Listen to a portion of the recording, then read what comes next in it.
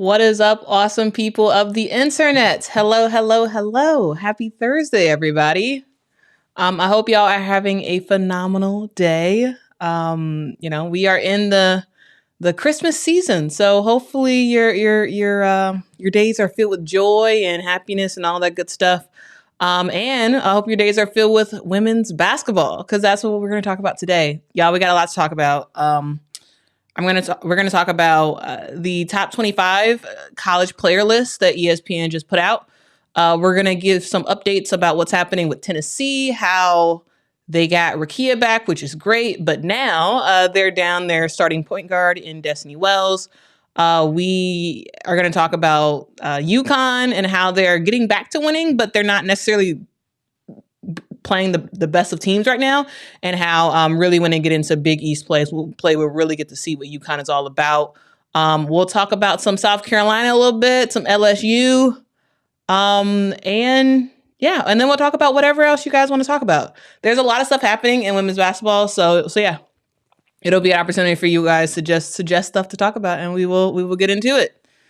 All right, y'all. So let's get into this. Let's see what y'all got to say. Let's see. What up, RC? What up? Niza says, unless they decide to have co-player of the year, then they will have Juju and Caitlin, half faces. Yeah, we're gonna get into that player of the year conversation because, I personally think that Juju is not necessarily getting the respect that she deserves. We're gonna get into it, but with the rankings that was put out, I don't know. Niza also said they might have to give Juju the player of the year, and Hidalgo might be freshman of the year. My 2 cents. That's why they put Juju there. What up, James? Happy holidays. Happy holidays. RC's watching Iowa and Loyola. All right, y'all. Donovan says, I'm so excited for conference play, especially SEC and Pac-12. This non-conference has been insane. Yes. Facts. And James, I would agree with you. Let's get right into this. Let's get right into this top 25 players, because y'all, ESPN put out a list and I got some thoughts about it. I got some serious thoughts about it. So we're gonna look at the list together and we're gonna talk about what they got going on. So let's get into it. Also, let me know what y'all think about this new look. I'm trying to continue to improve my game, so let me know what y'all think about this new look. Anyway, let's what up, Nolan? What up? Next Day Air says, put some respect on Peely and Juju's name. Facts. I'm just saying. Let's get into it. All right, so this is the list that ESPN came out with. And we got a lot to talk about, y'all. So number 1 on that list is Caitlin Clark, which I got no issues. At all with Caitlin Clark being the number 1 player on this list. Like, no problems. Like, yes, to me, she is the number 1 player in women's college basketball right now. She just is. She's the end all be all for her team. And I got no problems with Caitlin Clark being number 1. And then we go down further on the list, and it just gets a little bit suspect, in my opinion. So we got Caitlin at number 1. She's averaging 30 points a game. I mean, she's doing her thing. She would be averaging a double-double in assists if more of her players actually made some of the shots when she passed it to them. Like, there's a lot of times that Caitlin does some really good passes and her teammates just miss. And so right now, she's not averaging a double-double with assists and points scored per game. But yeah, Caitlin Clark is the best player in women's college basketball, in my opinion. If you disagree, let me know in the chat. But then it gets suspect because we got Cameron Brink at number 2. And I like Cameron Brink. I do. I think she's a very talented player. She's very good for Stanford. However, putting her at number 2 to me makes no sense, in my opinion. I don't think we've seen enough from her to put her at number 2. This may be controversial. But I'm going to say it. I would have Juju at number 2 right now. I would. That's, to me, Juju so far has been the second best player in women's college basketball. Let's debate in the comments if y'all think otherwise, but like she is carrying her team, and she's just, to me, she's more impactful than Cameron Brink right now. So Cameron Brink's great. I don't know. I wouldn't put her at number 2. But y'all let me know. Let me know what y'all think about this. G-Bone says somebody better put some respect on Peely's name. Like, that's just facts. James liked the new look. Oh, thanks, James. Appreciate you. Keisha says Angel and Kaylin is the athlete of the. Yep. Yeah, they got that. Shout out to both of them. They have been really great players. Next Day Air says if you have a national championship ring, you should be in the top 10. But for this year though, Next Day Air. RC says Juju got 3 more years to win Player of the Year. It's either Clark or go sit down somewhere.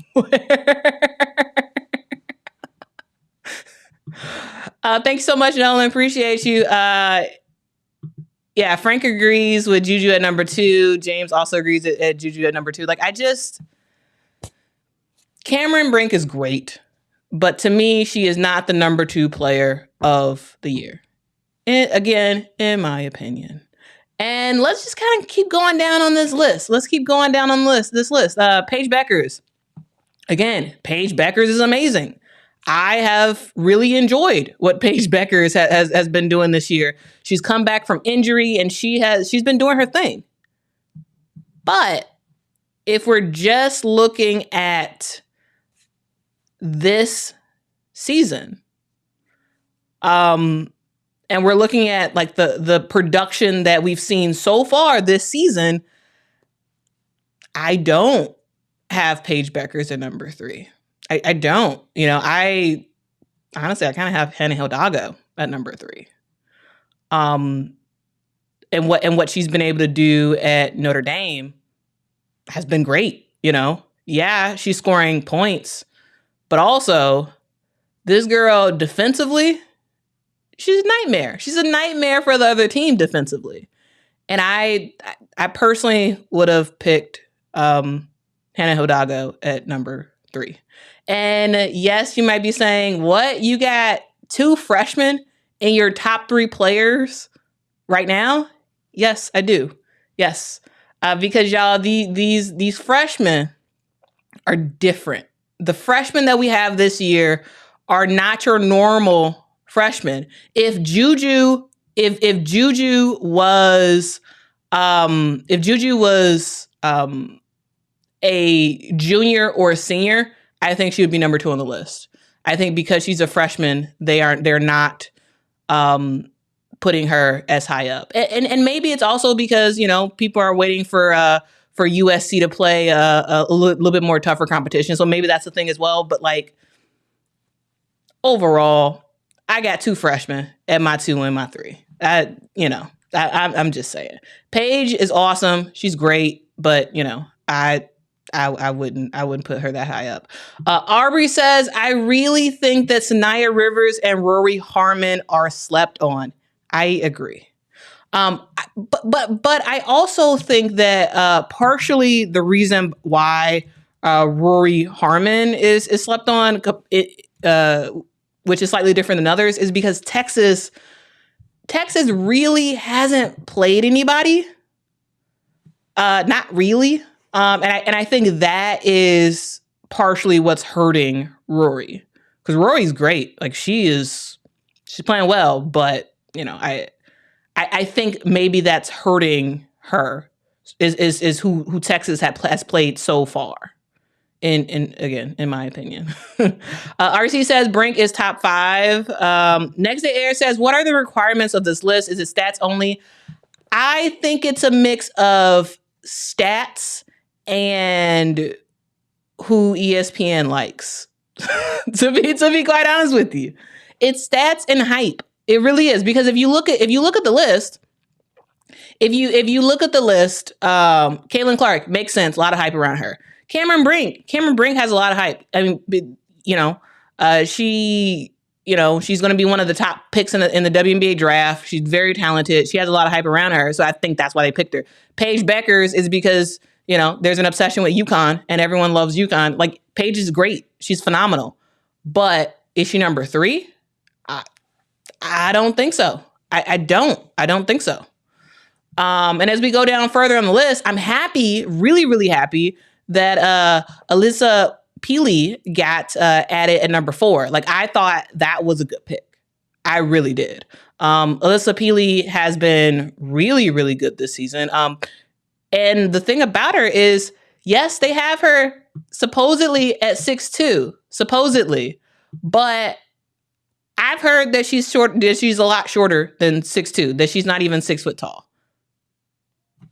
So I'm just saying, like, what Alyssa Peely has been able to do in the paint has been phenomenal. So yes, she is well deserving of number 4 on that list. Niza says Paige can't be 3. Nope, she's just there because they didn't want to put the right people. Yeah, well, possibly. Donovan says Hannah is too low. Hello there says Juju, Michaela, Malaysia, Hannah, etc. What's in these kids' foods nowadays? These freshmen are built differently. There is something in the water. I don't know. Something is different about them. And I'm here for it. I am here for it. And yes, James says, don't forget Talia Scott on that freshman list. Facts. I wonder if Talia Scott eventually transfers. I don't know. I just wonder about that, because she's great, but I'm not sure if Arkansas will ever really win anything in terms of actually competing for a NCAA championship. And so I wonder if eventually she transfers. I don't know. It depends on on her will to and her drive to win a NCAA championship. But yeah, she's definitely phenomenal. Definitely phenomenal. Frank says Alyssa Peely is damn near unstoppable. I am a Carolina fan. Give her roses. Facts. Yes. Aubrey says, I think the list will change most definitely once conference play begins. Yes. So conference play has technically begun for the Big East. It has also begun for the Big Ten. The SEC is going to be starting conference play very, very soon. And so, yeah, there's a lot that I think we can look forward to when conference play actually starts. So, yeah. And I'm sure it'll change a little bit. Yeah. Yeah. James says Peely is playing better than the 2 ahead of her. She got robbed. Yeah. Peely's good. She is very, very good. Niza says no, Paige is not number 3. I like her, but let's be honest. Yeah. I agree. She Paige is phenomenal. But when you start ranking people, then we got to have a real conversation. We got to start to have a real conversation about truly what some players have to offer over others. And so far with that list at Caitlin Clark at number 1, no brainer, 0 issues with that. But Cameron Brink at number 2, Paige Becker's at number 3. Elisa Peely at number 4. I'm good with that. Juju Watkins, as I said earlier, I think she should be number 2. She has been, the end all be all. She for her team. She has, she's breaking records left and right. USC back in the day, like way back in the day, they used to be really good when it came to women's basketball, and then they kind of fell off. She's bringing USC back into women's basketball relevancy. She's doing it with women's basketball, and then Bronny James is doing it with the men's basketball team. Like it's looking pretty good if you're a USC fan. Rory Harmon at number 6. I'm good with that. I am very good with it. I think a lot of people may say, "Oh, let's not put her that high because her points per game isn't that high." But like, it's more than points per game when you're talking about some of the best players in the country. It's more than that. It's about how they impact their team, how they make their team better, and how they are the drivers for their team. So that's, to me, that's why Rory Harmon should be very high on this list. I think all around, she's a really good player for her team. And she is critical for her team to have any success. And you can clearly tell that. Mr. G says Juju has better numbers than Caitlin in most of the major categories and plays better defense.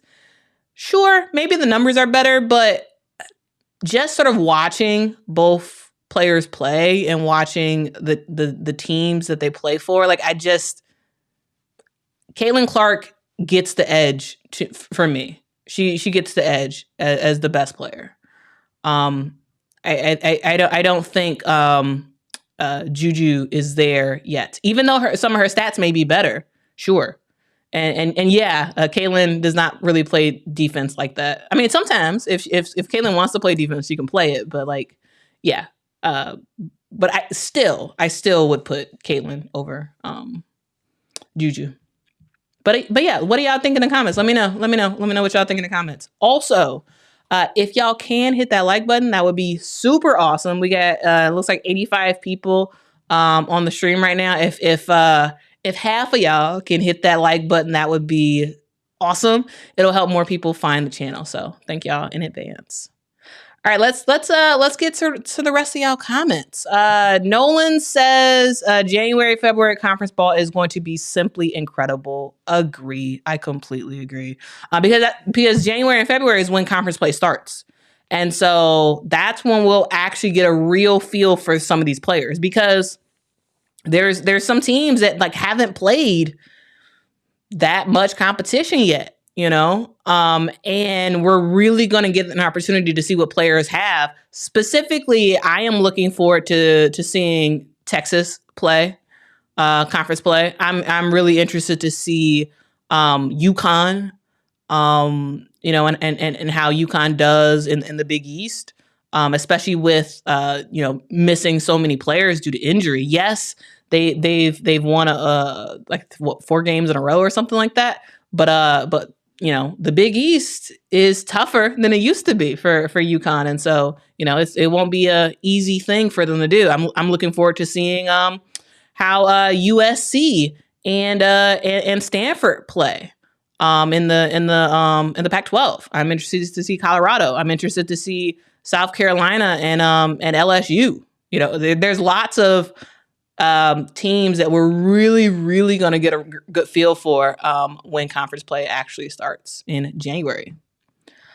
Let's see. Niza says Talea can only be known if she goes to a better team, or rather a top 10 team.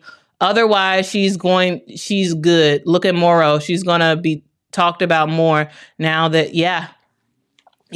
So here's the thing about Talea Scott, and also Nisa, I do like your comparison to Anissa Morrow here, because both of these players, Talea Scott and Anissa Morrow, when she played for DePaul, dominant players.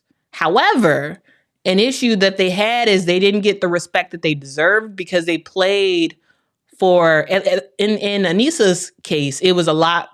It was, I think Arkansas is in a better position than DePaul was because Arkansas at least plays in the SEC. And so she's going to get more visibility than Anissa Morrow got when she played at DePaul because DePaul was in the Big East. And, sure, people check for the Big East, but not really. Not like they check for the SEC. But these players are very, very talented, but they won't necessarily get the respect that they truly deserve probably until they leave for another school. And this is not me suggesting that Talea Scott leaves. I do like the idea of her trying to build up this Arkansas team and to just make her own path and do it her own way instead of joining someone. Kind of like Kelsey Plum did when Kelsey Plum, if y'all remember, Kelsey Plum could have went anywhere in the country, but she decided to go to Washington because she really just wanted to blaze her own path. And like maybe that's what Talea Scott wants to do with Arkansas. But if she just wants to win a championship, she's probably going to have to leave eventually. Donovan says Juju is leading the pack in scoring. Yep. Yeah, Juju, she's very good. My phone. What a great name, my phone. My phone says Paige and Caitlin are the only players out of the top 4 to lead a championship game. Paige affects winning. It's more than just numbers. Sure, it is more than just numbers. But I also think it's based off of play this current year, not necessarily what players have done in the past. And for those, for y'all who didn't look at the rest of this list, here's the rest of it. So we got Camila Cardoso at number 7, Anissa Morrow at number 8. And again, Anissa Morrow, she's getting a lot more respect because now she's with LSU instead of DePaul. Georgia Amore, number 9. Hannah Hidalgo, to me, she is way too low on this list. Way, way, way too low. Like, it's no way Hannah Hidalgo is number 10. Again, in my opinion, Then we got Angel Reese, Lauren Betts. I don't know. I kind of would put Lauren slightly above Angel. I don't know. That's just a small little thing, but I think I would do that. We got Aaliyah Edwards, who actually just had her homecoming game in Toronto. We're going to talk about that in a sec. But yeah, shout out to Aaliyah Edwards for that. She's at number 13. We got Elizabeth Kidley at number 14. Tanaya Latson at number 15. JC Sheldon at number 16. Y'all, JC Sheldon, that girl's a baller. Straight up baller. Mackenzie Holmes with Iowa, number 17. I feel like when she, depending on who actually gets in the WNBA draft, she has a chance of like squeaking into the first round, if not second round, because she is talented, and she's a graduate student, so she has to. I think this is her final year of eligibility. So, Cody McMahon is number 18 on the list.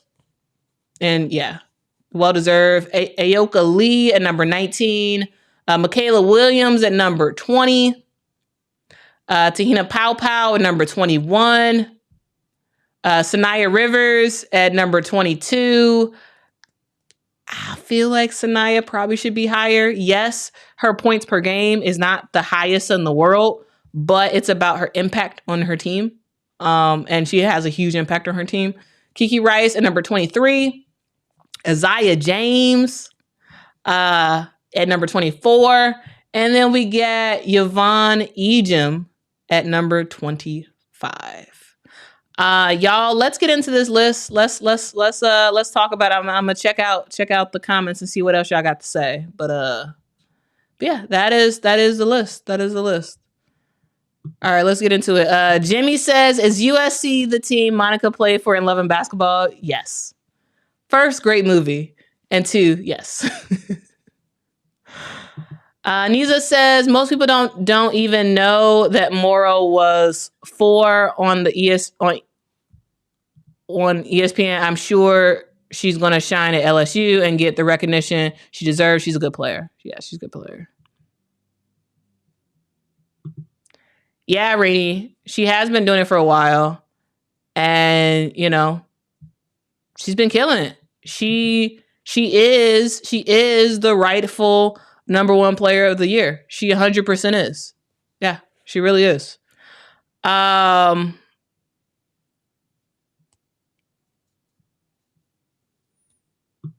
Aubrey says, is there a player that's not in the Power 5 that you've paid attention to so far? I've been paying attention to Harmony Turner of Harvard. So, Aubrey, I don't know. So the thing is, and I need to get better at this. I do. I primarily watch Power 5 teams. I don't watch a ton of mid-major teams. And when I do, I'm just sort of just watching, and I'm not necessarily like paying attention to like names of players and whatnot. So to be honest with you, I don't know. I do need to get better at watching more sort of mid-major type programs and programs that are not Power 5 schools. Like I don't pay attention as much as I should. So I can't answer that, Aubrey. But I'm glad you asked it because I really do need to watch out more for some of those other teams. And also, I don't think I've watched a game of Harvard's this year at all. So I guess I'll need to watch a game now. G-Bone says, that's why I like Caitlin Clark. She is a hometown girl, stayed in Iowa. She did. And Caitlin Clark is one of those other players that could have went anywhere in the country. Caitlin Clark could have went to Yukon. She could have went to South Carolina. She could have went to LSU. She could have went to UCLA. She could have went anywhere and dominated and probably already won a championship by now. But she stayed at her, she stayed in her home state and decided to make a name for herself there. And, nothing but respect to that, because not everybody wants to necessarily leave and join some like another program to sort of build a dynasty or build a super team of some sort, like LSU or like players who may transfer into South Carolina and whatnot. Like Caitlin Clark was like, nah, I'm good. I'm gonna stay in Iowa, and we're gonna see who we can get. And we still gonna compete for a national championship. And they did last year. They lost. But who would have thought that Iowa would be in a national championship game? I'm just saying. Next Day Air says Anissa over Angel. Yes, Anissa over Angel. Yes. 100% Anissa over Angel. Yes. She is... Bree Wayne says Hidalgo is a beast. She is a beast. And the thing I like about her is that she is just so like focused on like getting the ball and like making something good happen for her teammates. Whether that's her scoring herself, whether that's her getting another player involved, or whether that's on defense, stealing the ball and starting to break. Like she has her eye on the ball. And y'all, Neil Ivy did an interview with Skylar Diggins Smith, about like it was like a general interview, but also they talked about Hannah Hidalgo, and I really, really enjoyed what Skylar Diggins Smith had to say about Hannah. I'm gonna try to find that interview because there's a specific clip in that interview where she talked about it. So let me look that up. But yeah, let's get into the rest of y'all. Let's get into the rest of y'all comments. James says Morrow deserves that spot. Michaela's ranking is an absolute crime. Yeah, yeah. But you know, we have to recognize that this list is a list of features, some of the top players in the country. It's Michaela, yes, should be higher. But to me, I think the biggest crime in this list is the number 2 and number 3 spot. To me, that is the biggest crime in this list. The biggest crime. I do want to get into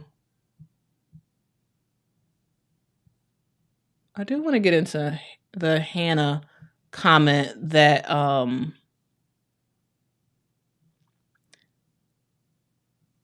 that we saw from Skylar Diggins. Well, I'll keep looking for the exact timestamp where they talked about it.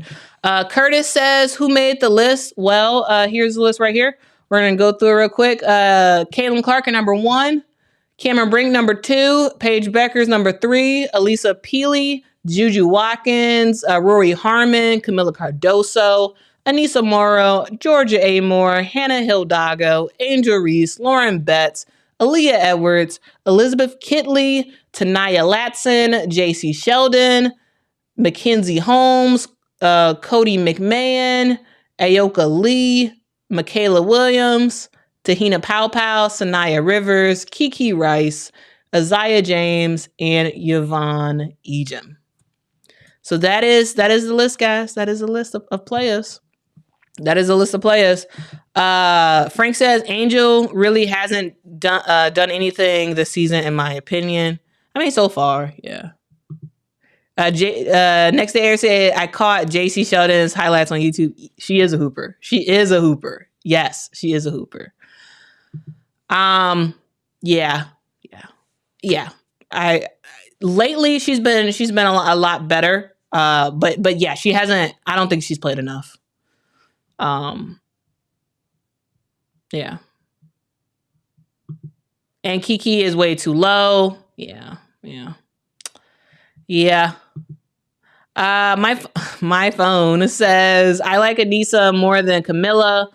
And where is Michaela Williams? I think Michaela has a chance to be a generational pro, even more dynamic than Juju. I assume that's what you mean. Yeah, Michaela's talented. Michaela is very talented. I think here's the issue that I'm not sure is quite an issue, but it kind of is an issue. Is that the difference between Juju and Michaela is that Juju, her team needs her to kind of do a lot.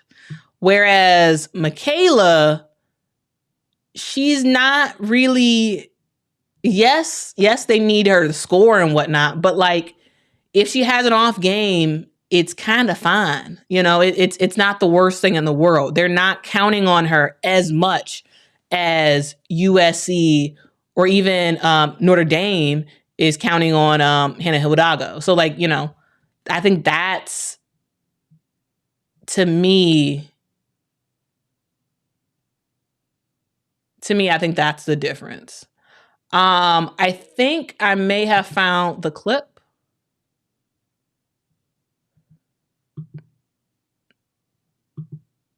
Wait, no, I didn't. I didn't find a clip. I thought I found the clip of her talking about Hannah Hidalgo. But yeah, let me know what else y'all gotta say about this list. Yes, y'all, listen to Aubrey. Hit that like button.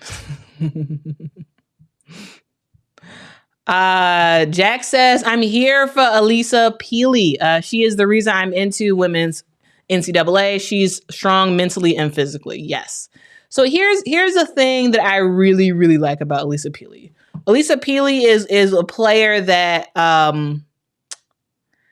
she's a player that is very good, but she's severely undersized.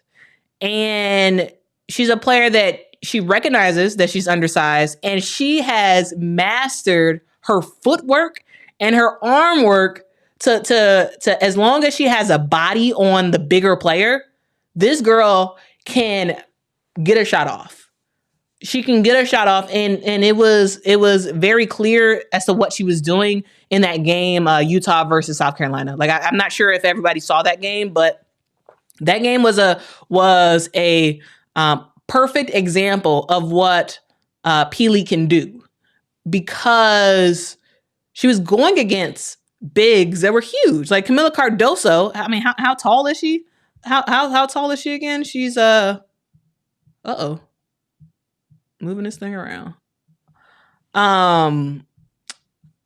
We got Camila Cardoso, who's 6'7", and she's guarding Peely, and Peely, all she needs is to get a body on you, and she's able to step in a way and like move her body in a way where you're not gonna block her shot. Yes, she does get her shot blocked sometimes, but when that happens, she sort of recalibrates what her plan of attack, and then she changes her route and it makes it happen.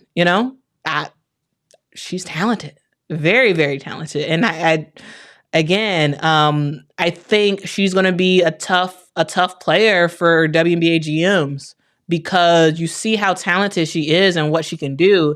And it just takes a GM that will see that and say, I know you're short, but I believe that you can also repeat this type of play in the WNBA. And I think she can. It just takes a player, a coach who will believe in her. Mr. G says, I don't think Juju should be number one. I'm saying if numbers were the criteria, she should be. Yeah. RC says, no, Chloe kids, throw the whole list away.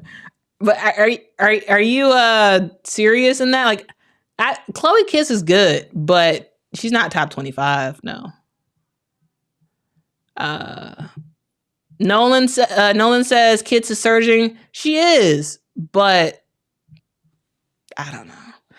Maybe I'm wrong on this. She's not in my top 25 yet. Lately, Chloe Kids has been really good. But if you're just taking the whole of the year, I wouldn't put her at top 25 yet. Maybe by the time we get sort of midway through, towards the end of like January or something like that, maybe. But right now, no. What up, Timothy? Hello, you are back. Welcome. Rini says, what do you think about Cameron Brink's strength and physicality for the WNBA? Do you think it would be a liability? So I think Cameron Brink isn't as strong as she really needs to be in the WNBA. And I don't necessarily, I think she just needs to go to a place that has a big, like a post presence already and has really built that out, and can teach her to be tougher, which is why I really, really, really want Cameron Brink to go to LA, because, while she isn't necessarily that strong for the WNBA right now, I think that she's extremely coachable. And I think in like 2 or 3 years in the WNBA, she's going to really make her presence known and really be able to withstand some of the hits that the WNBA bigs will give her. So right now, no, but I think she's extremely talented, and I'm looking forward to seeing her play in the WNBA, though it will take her a little bit of time. It will take her a little bit of time. But yeah, what do y'all in the comments think about? What do y'all think about the physical nature of Cameron Brink, and if you think she'll be able to withstand the WNBA.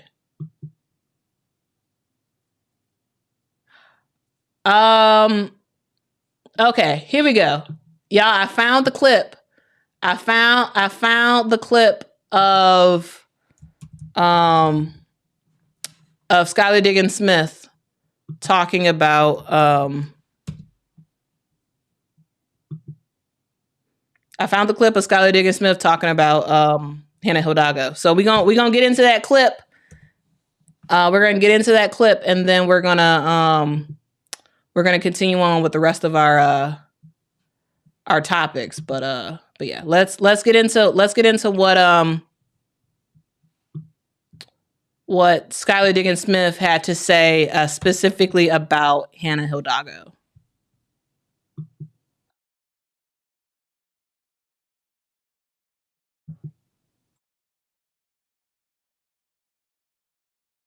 Kings, like that made me a woman, you know? And so, yeah, I don't think I would go back and change anything, especially like I went to Notre Dame. Like I left Notre Dame with so much, and like my husband, father of my 2 kids, like I started doing things. So it's like, hold on, I thought I had the clip. Well, anyway, I know why she going how she going. I'll just say that.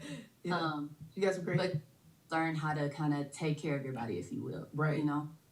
Like I all right, here is y'all, sorry about that. Here is the comment that Skylar Diggins had to say about Hannah Hidalgo. And also let me know in the chat if y'all able to hear this. Really do think the best is yet for her ceiling is so damn high. It's so high, Neil. Another player I get really excited about is Hannah. Yes. And people don't know this, and I don't even know if she want me saying this, but we made like a little deal.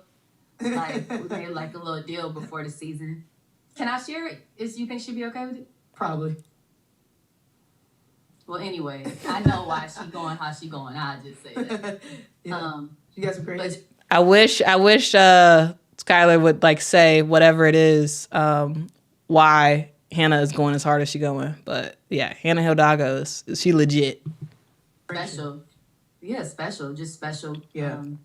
She's not afraid, and I think that's unique. Like she's not when you first come in as a freshman, sometimes you try to not step on people's toes. Mm-hmm.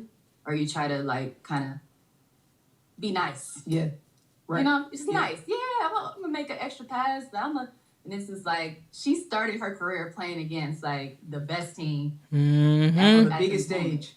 On the biggest stage, and something that's never been done before. Like big ups to you guys for that too. But like, you know, she started versus South Carolina. Like no shade. I don't even remember what school I started against, but it wasn't them. You know, and so it's just great seeing how she's just not scared. She's not gonna back down, and you know, having to come into a position where she probably had to do a little bit more. You know who she reminds me of? You know who that reminds me of? You. Oh yeah, I've heard. But yeah, that's what Skylar Diggins Smith had to say about Hannah Hidalgo. You know, and that's high praise coming from a player of Skylar Diggins Smith's stature. You know, that's very much high praise. I hope y'all was actually able to hear that. But yeah, that's Hannah Hidalgo for you. That is Hannah Hidalgo for you. But yeah, let's see what else y'all got to say about this list. My phone says, how is Kiki Iraofen not on the list? She's been Stanford's most unguardable player thus far. Yeah. So Kiki Iraofen, in my opinion, should be, if there was a most improved player of the year, she should win that award. And the reason why I say that is because Kiki Iraofen, she wasn't that great last year. She wasn't. And over the summer, this girl worked her butt off. And now you can like see the product. Now you can see that she is a player that is actually a really good match for Cameron Brink, because for when you play against Stanford, you can't just worry about Cameron Brink in the paint. You now have to worry about Kiki Irafen. Last year, Kiki Irafen averaged 6.7 points a game. 6.7 points a game. She started 27 of 35 games last year. She was overall okay. You know, she wasn't the best player in the world. She also wasn't, you know, the worst player. She was okay. But this year, she is actually a player that Stanford looks to go to, especially in times when like Cameron is kind of off a little bit. Kiki Irafen gets the ball and she makes stuff happen. So yeah, shout out to Kiki Irafen. She has been really, really good. Really, really good. James said eventually Brinks will get stronger. What else I got to say? Oh, Justin says, being Samoan, it's been a joy to watch Pili and Pau Pau as well as Poa Polynesians hooping. Yeah. Yeah, it's that's cool, Justin. Like, yeah, we got some talented players. We got some talented players. This era of Polynesian girls in women's basketball, you know? That's cool. You got Pau Pau at South Carolina. You got Pili at Utah. You got Poa last year. Poa at LSU. You know, and Poa has been the starting point guard for the last couple games. Now that Haley Van Lith has been out with plantar fasciitis. You know, and she, you know, last year Poa stepped up in the national championship game. You know. Polynesians are doing their thing. They doing their thing. Justin says, I like the fact that Skylar said that about Hannah Hidalgo. She has to support someone, and she has to support someone from her school. Asia was asked the same question on All the Smoke podcast, and she said Raven Johnson. Yeah. Yeah, it is really cool about that. And I would say something else that's like cool is just WNBA players in general engaging with women's college basketball. Like I just think it's great. You know, you're seeing WNBA players on Twitter that's something like reacting to some of the stuff that these players are doing, regardless of if they went to the school or not. There's just like big upping, you know, what some of these college players are doing. It's cool. It really is cool that W players are paying attention. Timothy says my top 5 would be Caitlin Clark, Elisa Pili, Cameron Brink, and Juju Watkins in that order. Also, I think that's 4. Yeah. So who else would you put, Timothy? Who else would you put? Yeah, I think you might be right, Finisher. She's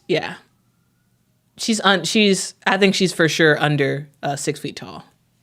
But she plays well above her height level, well above it. And she just really is doing her thing.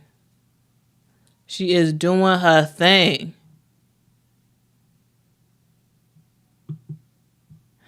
James says, keep in mind Hidalgo has her team number 14 when Notre Dame has no business being that high ranked. With so many key players being down, you can't disrespect the hustle. Yeah. Hannah Hidalgo is playing her butt off. She really is. You know, she's doing her thing. All right, guys. Is there anything else y'all want to say about the top 25 before we move on? Because we got some other stuff that we can talk about. Felicia says Camila Cardoso will be top 5 at the end of the year. She will also be Defensive Player of the Year. You think so? I don't know. I don't know. I don't know about that. She's for sure going to be a really like a better player at the end of the year. I don't think she's Defensive Player of the Year. I don't. I mean, we'll see. We'll see what happens. Byron Gray says, you think Caitlin will be rookie of the year in the WNBA? Yeah. I mean, assuming she enters the WNBA draft, yeah. Yes, she will be. I there's no doubt in my mind that she will be the WNBA rookie of the year. Again, if she actually decides to go to the WNBA. But we'll see if she doesn't. Knox's News says South Carolina does not have one player putting up gaudy numbers because no one player carries their team. They spread it all around. Yeah, that's the thing about South Carolina. Like, South Carolina is the number one team in the country, but they only have one player on this list, right? Like, I think isn't Pow Pow the only player they have on this list? Yeah. Pow Pow is the only player that they have on this list, and to me, that's fine. South Carolina is 100% the number one team in the country. However, they're a team that plays by committee. South Carolina is not like it's not a one-man band or even a 2 or 3-man band. South Carolina is a team that, like, maybe sometimes Raven plays bad, and it's fine. Yes, she's their starting point guard, and yes, they counter her, but like it's fine sometimes. Also, you have Cardoso at number 2, so you have 2 players. But it's also fine if Chloe Kitts has a bad game. It's fine for those players to not be great necessarily, because there's so many other players that step up for South Carolina. And I think that's something that is cool to see, because they are a lot more spread around. Y'all called me on the Cardoso. Yeah. I forgot about Cardoso.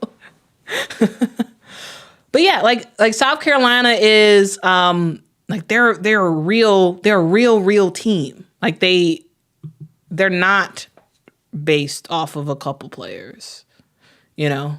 So just saying. Those are my thoughts about that. Let me know, guys. Y'all want to continue to talk about this top 25, or y'all want to move on, because we got some other stuff to talk about. I do want to talk about the Jordan Invitational that just wrapped up. And then we're going to talk about Tennessee. We're going to talk about Yukon. And then we're going to get into some SEC talk. SEC conference play starts soon, and then we're gonna get into that. So y'all let me know. If y'all want to move on, or y'all want to continue talking about top 25. Michaela shouted out RC. Yep. Yeah. Y'all check out RC. Check out RC. Justin says Sanaya Rivers is low-key a Gamecock. Not anymore. She is NC State through and through now. Mike says South Carolina girls played in the summer games and balled out. Some of these players on the list will not start for South Carolina. Yeah. I mean, that's also because Dawn has a specific system. She has a specific system that she works through. So that's understandable. Jack says South Carolina is young, though. Wait a couple years and it will be all about Malaysia Fulwale and Ashlyn Watkins. Their athleticism blew me away. Yes. Y'all, both of these players that Jack just named can jump out the gym, y'all. These players are not your normal players. They are not your normal athletes. They can jump out the gym and they can make stuff happen. And it's pretty entertaining. It is pretty entertaining to watch. But I do want to move on so we can talk about some other things. I want to talk about the Jordan Invitational. So I'm not quite sure if y'all watched the Jordan Invitational. Let me add a graphic for it. Jumpman Invitational, which is the real name for it. Did y'all watch the Jumpman Invitational? So the Jumpman Invitational, if y'all don't know, it was a 2-day event of sorts. And we saw 2 men's basketball teams play and 2 women's basketball teams play. I wanted to talk about this primarily because I think that the Jordan Invitational was an excellent way for ESPN and for brands in general to highlight both women's basketball and men's basketball at the same time and sort of give them both equal shine. For the women, we saw Florida play Michigan. That was the game on Tuesday. Or no, I'm sorry. That was a game on Wednesday, yesterday. Florida beat Michigan 82-65. Aaliyah Matharu. I think that's how you say her last name, Matharu. Like, she was really good. She had 27 points in that game. She also had 4 steals and was 55% from the 3-point line. We also had North Carolina and Oklahoma play in that first game. It was on Tuesday. North Carolina won 61-52. Now, the thing about North Carolina that I want to get into is the fact that they really are a team that is so reliant on one player that sometimes it's just like, come on, guys. So Deja Kelly did her thing. She had 21 points. She was sick and she played and still carried the team. And North Carolina is one of those teams that, you know, all they need is just a couple more, they need maybe 1 or 2 more pieces. Because there were times in the game where North Carolina would have stretches where they wouldn't score. They wouldn't really do anything. And then it took Deja Kelly and her sick self scoring and making stuff happen. Like, I think that in North Carolina I'm surprised they're still in the top 25. They're a good team, but they are just so reliant on one player that it really is their detriment. It really is. But y'all, let me know if y'all watched the Jumpman Invitational. It was held in Charlotte. And on the men's and women's side, you had the same teams playing. So both Florida versus Michigan and North Carolina versus Oklahoma for both the women and the men. And I thought that this was just a very well done thing. It was like a several hours long.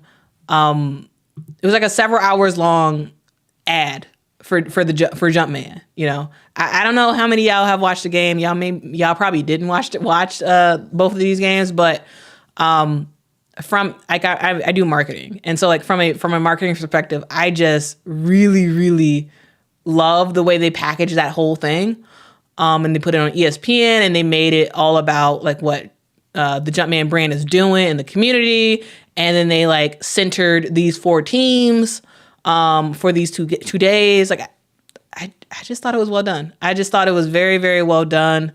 I don't know. What do y'all think about North Carolina? Let me know. Do y'all really think they should be ranked?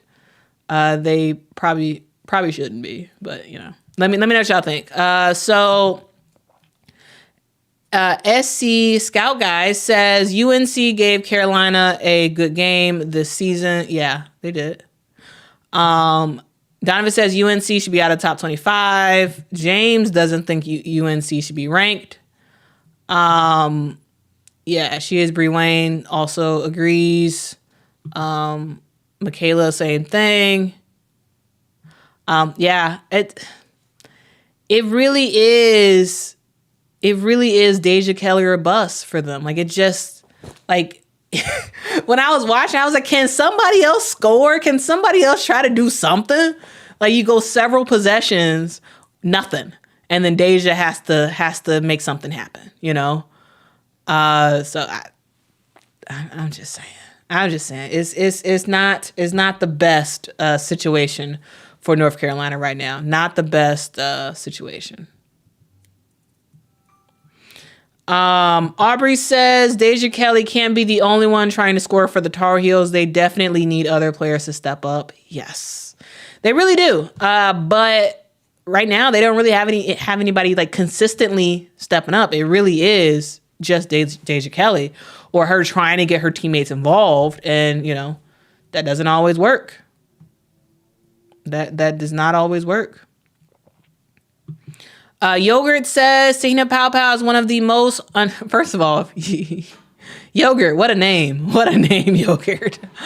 Yogurt says Tahina Pow is one of the most underrated WNBA prospects. Nobody talks about her because of the hype Clark, Beck, and Beckers get, but Pow has a complete offensive game and is improving defensively. Yogurt, I do agree with the fact that when Tahina Pow goes to the WNBA, she will be ready. For those who don't know, Tahina Pow is a senior. So I believe she technically has another year of eligibility if she wants to take it. Correct me in the comments if I'm wrong, but I believe she does have another year of eligibility. If she wants to go to the WNBA, I believe she's one of those players that maybe won't get drafted high, but will have a very, very long shelf life in the WNBA. Because Yogurt's right. Pow really is kind of a complete player. She can shoot from three. She can get to the basket when she needs to. She can get her teammates involved as well. And defensively, she definitely can use some improvement, but like overall, she's not gonna get you're not gonna catch her sort of slacking on defense like that, at least consistently. And so, she really can do it all. And she's a player who is cool with playing her role. And I think that's something that also allows for longevity in the WNBA. It's yes, the WNBA has you have some big stars, but you also need to have players who are able to be a six man coming off the bench. Yeah, they're not the starter, but they can come off the bench and make stuff happen. They can hit some threes when they need to. They can play some defense when they need to. And that's necessary for the WNBA. And I think Pow, she may not be drafted high, but when it comes to longevity, I think they have it. I think she can do it. I really do, because she has the work ethic, she has the humbleness to play her role and be excellent at her role, and she just has the athletic ability where she can shoot, she can dribble, she can slide her feet on defense. So thanks for bringing that up, Yogurt, because Tahina Pow is legit. Like really, really legit. And WNBA teams, if I'm not sure if she even enters into the draft this year, but if she does, maybe WNBA GMs will be caught slipping, and they'll let her slip all the way to the second round when the Sky has a pick. And maybe we can pick her up because, oh my God, Tahina Pow and the Chicago Sky would be great. I'm always thinking about the Chicago Sky. So, yeah. Let's see what else y'all got to say. Yeah, she will be the glue in conference play. Facts. All right, let's continue talking about UNC. So, actually, hold on. Let's continue with Pow real quick, and then we're going to go back to Deja and UNC. Donovan says, that's why I feel if Tahina goes to the WNBA, Seattle should take her because they need another scoring point guard. I mean, Tahina's not really a point guard, but I get your point. I get your point. But yeah, she's very talented, and selfishly, I want teams to sleep on her because I want the Sky to get her.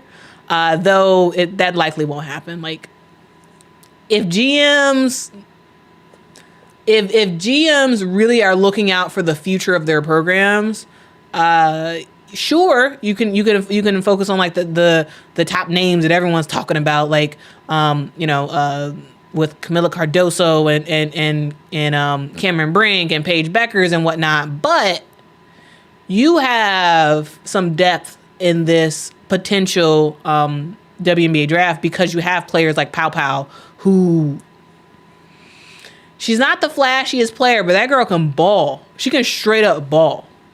Noxus News says there's a good video on YouTube called Leaving the Nest about Pow Pow. Yeah, I recently watched that, and it was very good. Yeah, you can tell that Pow Pow, she has a great system around her, an amazing family.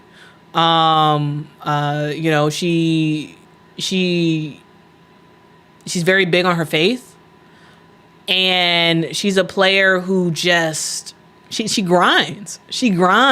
And I really think that her going to South Carolina was an amazing decision because I feel like now she's getting a little bit more shine. She really is. Risque says, I hope Pow Pow stays another year. Go Gamecocks. If she stays another year, you can go ahead and gift wrap us the title for next year too. Yeah.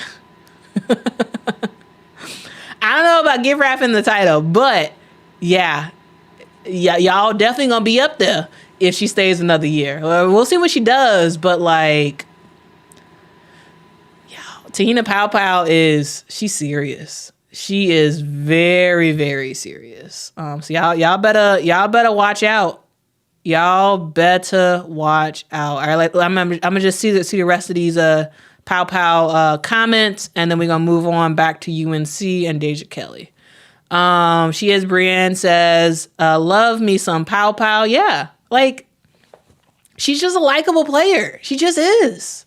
She's a likable player that knows her role, that plays her role, that left a team to join sort of more of a stacked team of sorts, if you want to call South Carolina a stacked team.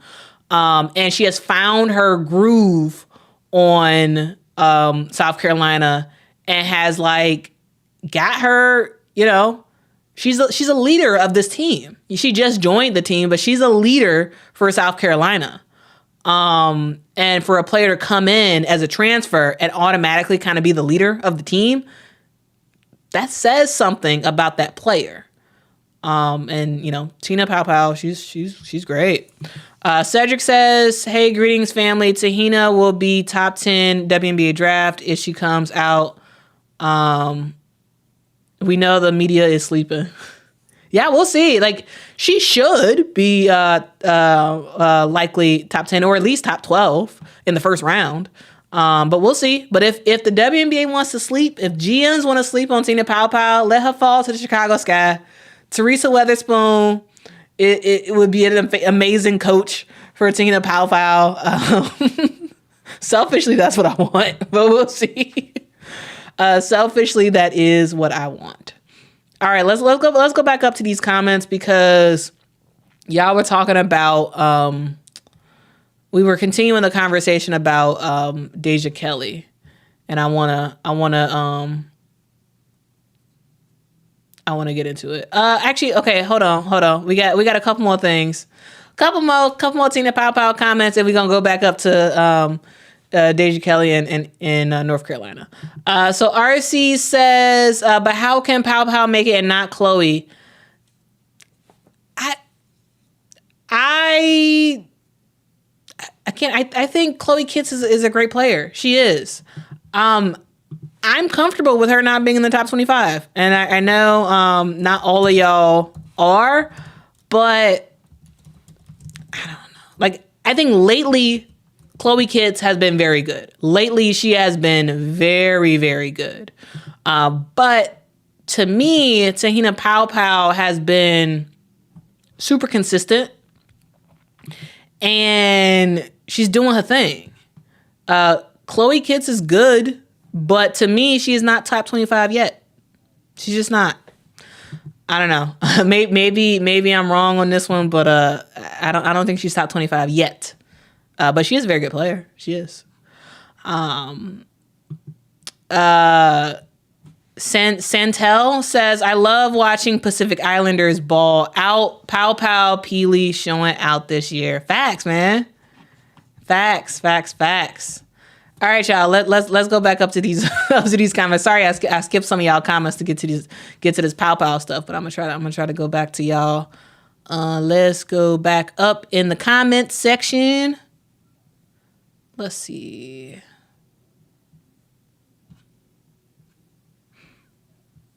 Where did I leave off?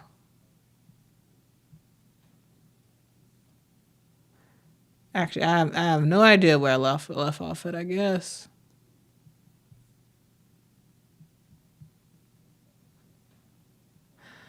Yeah, Donovan. Okay.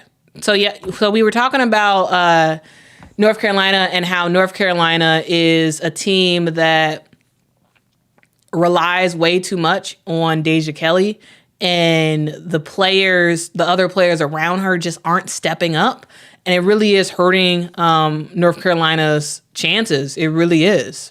Yeah, we really do need other players to step up. So Timothy says, yeah, UNC ain't like Iowa. They can't run through one-man rotation and win. Yeah. Because while Deja Kelly is really good, she is. Deja Kelly is no Caitlin Clark, you know? Deja Kelly can only do so much for her team. And they in order for the Tar Heels to actually make something happen, they need other players to step up. Deja Kelly can ball out and get you 20 plus points a game. She can make that happen.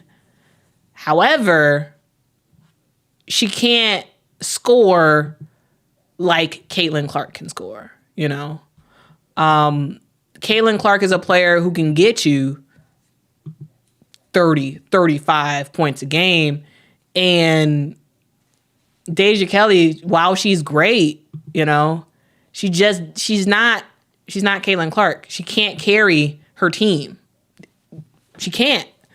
So far this season, for those who don't know, Deja Kelly is averaging 15 points a game. And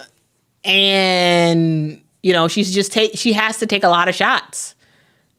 It feels like I think she feels like she has to take a lot of shots in order for them to have a chance. I will say though, especially her last game, she was pretty bad from the free throw line.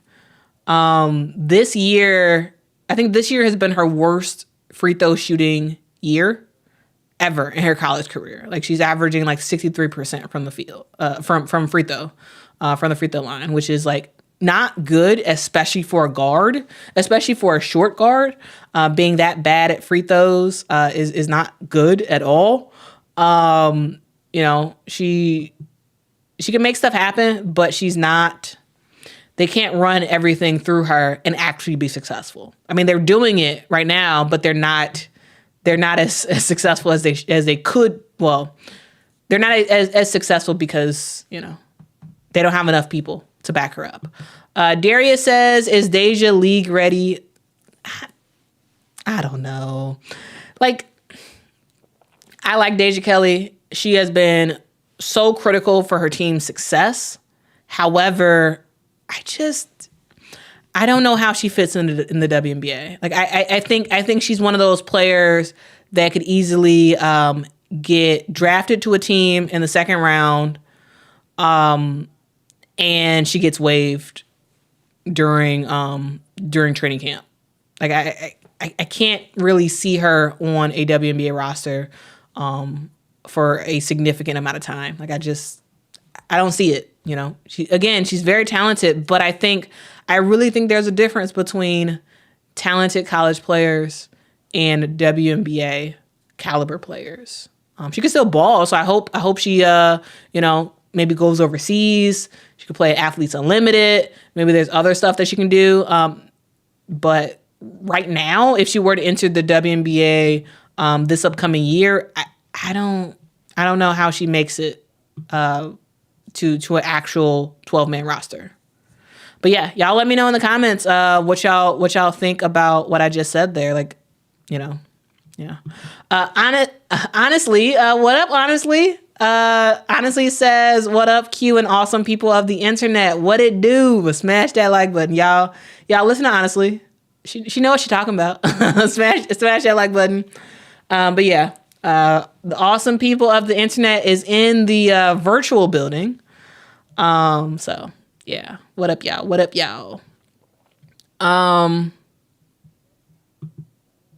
Jason says we do need to have the conversation about improving the WNBA again. Is that a question or is that a statement, Jason? Jasmine says, do you think Deja Kelly is slept on? No, I don't think she's slept on. I think people know how talented Deja Kelly is. I don't think she slept on. It's just that she can't be the lone person to carry a team. Like she's not Juju. She's not Hannah. She's not Caitlyn. She needs a team around her to support and make some stuff happen.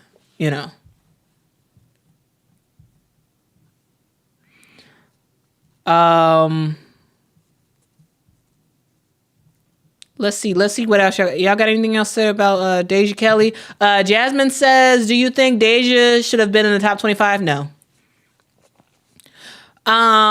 If the question is the top 25 most important to their team players of the year, which is that's a weird way to frame that. If you're talking about the 25 most important players to their team, yes, 100% Deja Kelly's on that list. But if you're talking about just the top 25 players in women's college basketball, I don't put Deja Kelly on that list. But Deja Kelly is really good. This is not me saying that Deja Kelly is not a good player. She 100% is a really good player. I just don't think she is, I don't think she's top 25, but she's a very good player. What up, Toya G? What up? Let's see. More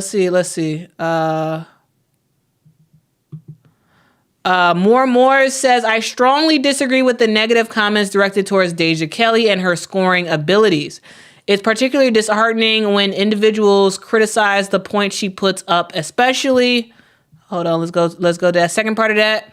Especially considering that Caitlin Clark, who is often hailed as a savior, achieves similar results. Clark's three-point shooting percentage is an impressive 90, as indicated by...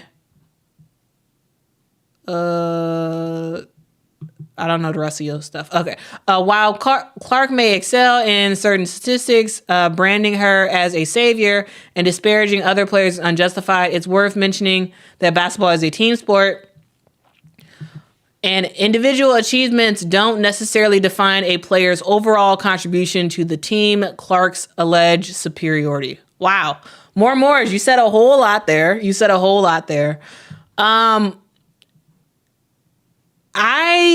I may be missing what you mean when you started saying I strongly disagree with the negative comments. I'm not sure exactly what negative maybe I could be missing some parts in the chat. People talking negatively about Deja Kelly. Like, Deja Kelly's a good player, but I don't think she's Caitlin Clark, and I think that's fine. Caitlin Clark is amazing. I think she is going to do a lot for women's basketball in general, in the future, especially in the WNBA when she gets there. I don't think celebrating and saying how good Caitlin Clark is necessarily a disparagement to other players. But I guess maybe I'm missing something in the chat. I don't know.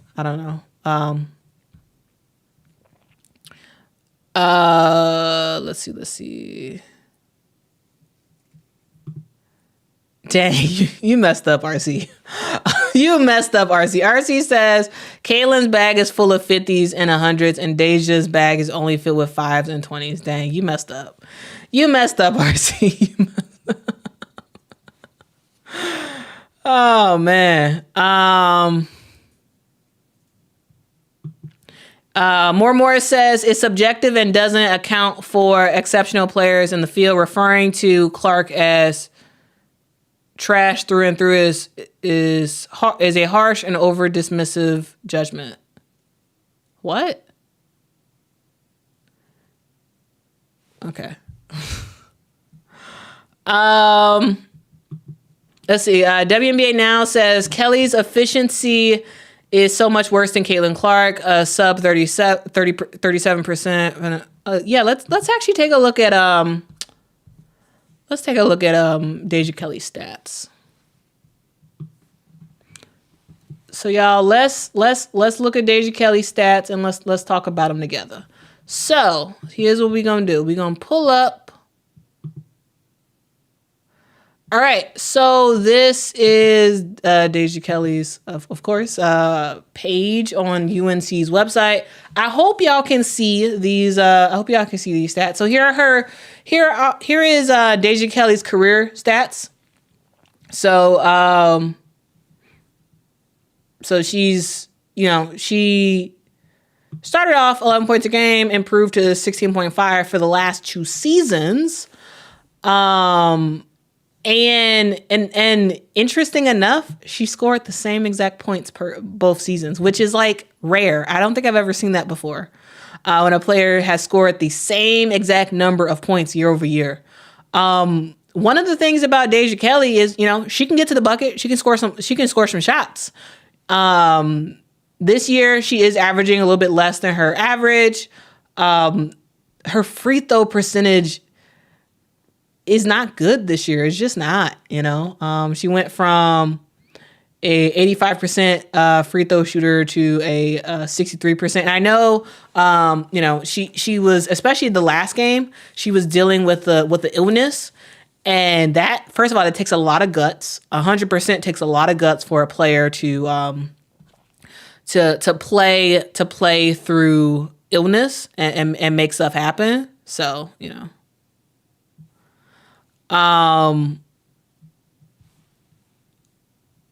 yeah, here are the rest of her stats. Let's look at the season.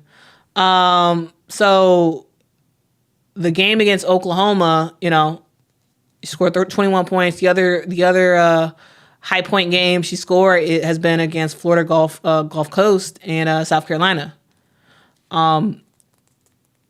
Deja Kelly is a player who's talented, yes, but she is not, one of the best players in the country. She's just not, and that's okay. And that is okay. It is okay to not be, a player who can get, high 20s every game. A player who is like a game changer type player. Yes, she's a game changer for her team, but when you're comparing her to other players around the country, Deja Kelly necessarily isn't there. And I wonder if it could be less about Deja and more about the system that she's playing in. So hear me out with this. I'm gonna maybe go off in the weeds and like pull me back in if y'all think I'm going a little bit off. But Deja Kelly, I believe she's a senior this year, right? Isn't she a senior? Yeah, she's a senior. So I believe she has another year of eligibility. I wonder if she has reached her ceiling in what she can do in the North Carolina system. Like, I wonder about that because, she's had a drop off from last year to this year. And I really wonder if, and this is not me advocating for Deja Kelly to transfer. This is not what I'm doing, but I'm wondering if Deja Kelly has a lot more in her bag that we haven't seen yet because of the system that she plays in. So yeah, y'all let me know in the comments below if what y'all think about that. But I really wonder if we're not seeing all that Deja Kelly can do because of the way that North Carolina plays offensively. Like I wonder if she goes somewhere else, if we're able to see her in her bag a lot more. So yeah, let me know what y'all think about that. SC Scout Guy says, I think Deja probably needs to transfer. Possibly. Yeah, possibly.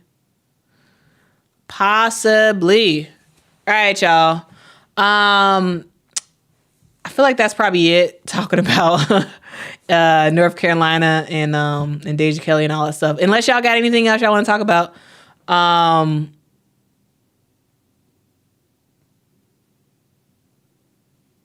Let's see what else y'all got to talk about. Okay, so I see some people in here. So Bree Wayne wants to move on to talk about SEC play. Okay. Oh, Quinn Nass, why much focus on Deja Kelly? We were talking about the game, and then we got into the weeds about talking about Deja Kelly. Okay, so Bree Wayne wants to talk about SEC play. Let's see what else some of y'all want to talk about. Jason wants to talk about the WNBA and political agendas that hurt the WNBA. That for sure, Jason. That is for sure an entire video and an entire conversation that we need to get into. And maybe what I can do is I can schedule a live stream specifically about the WNBA, because I know we talked about it last time and we got into it a little bit, but yeah, that's a whole conversation that I actually really want to talk about. But I wonder if I should just make a separate stream just about the WNBA. Because I want to talk for the WNBA. I want to talk about I want to give them some kudos about how they have, how some of the teams have launched their schedules for 2024. And I also really want to get into more of some of the stuff that hurts the WNBA, including your comment right here. So yeah, I do want to get into it, but maybe we get into it on a different different stream. But I do want to say a shout out to Mike. Mike just gave me a super chat. Mike says, happy holidays, Quita. Appreciate the great conversation on women's basketball. Kaylin stat line tonight. 35 points, 17 boards, 10 assists. Get well, Gabby Marshall. What happened to Gabby Marshall? Hold on, Mike. What happened to Gabby Marshall? What happened? Let's look into what's going on. But thank you so much, Mike. I really do appreciate the super chat. I really do. I really do appreciate the super chat. But what happened? What happened to Gabby Marshall?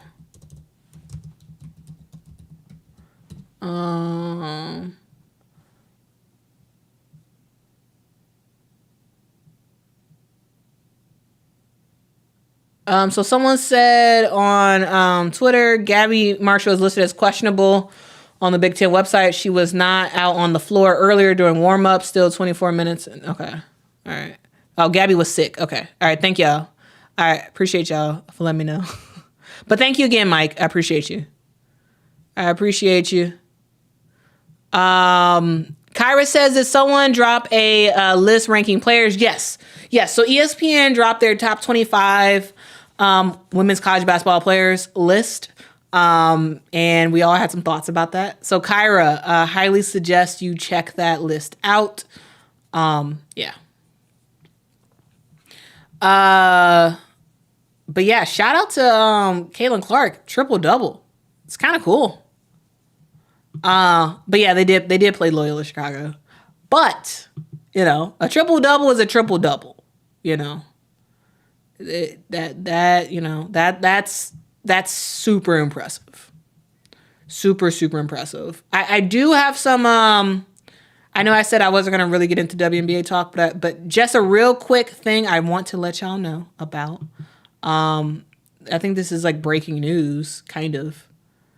The WNBA has now announced that you are now able to watch WNBL games on the WNBA app. Like, this is huge. We won't really get into it because, as I said, I'll make another stream specifically talking about the WNBA. But the WNBL games is on the WNBA app. That's cool. But I will say, I watch a lot of the WNBL games on YouTube. So, like, I don't necessarily need the WNBA app to watch it, but I think it's awesome that it's going to be on the WNBA app. So yeah.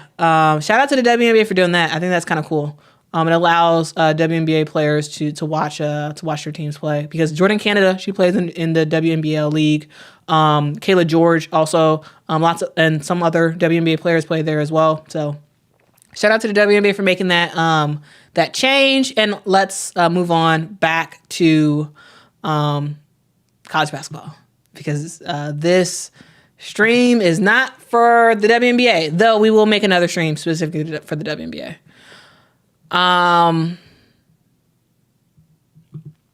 Bree Wayne says Hannah Hidalgo put her own triple double tonight too. Wow, okay. So these guards are doing their thing. Caitlin Clark and Hannah Hidalgo. All right, y'all. So I think we are going to quickly talk about Yukon real quick, and then we're going to move on to SEC play. And someone asked me in the comments before who was I picking now versus South Carolina versus LSU, and so I'm gonna tell y'all who I got. But first, I do want to talk about I do want to talk about Yukon, because I want to give a shout out to Aaliyah Edwards, because she had her homecoming. You know, there we go. That's small now. All right, so Aaliyah Edwards had her homecoming, where it technically wasn't her hometown, but Yukon traveled to Canada to play against Toronto. I believe it was Toronto Metropolitan. And so I just wanted to give some flowers to Aaliyah Edwards for being able to play in her home country. We've talked about homecomings for a couple weeks now. You know, Paige Becker's got her homecoming when Yukon played Minnesota earlier this year.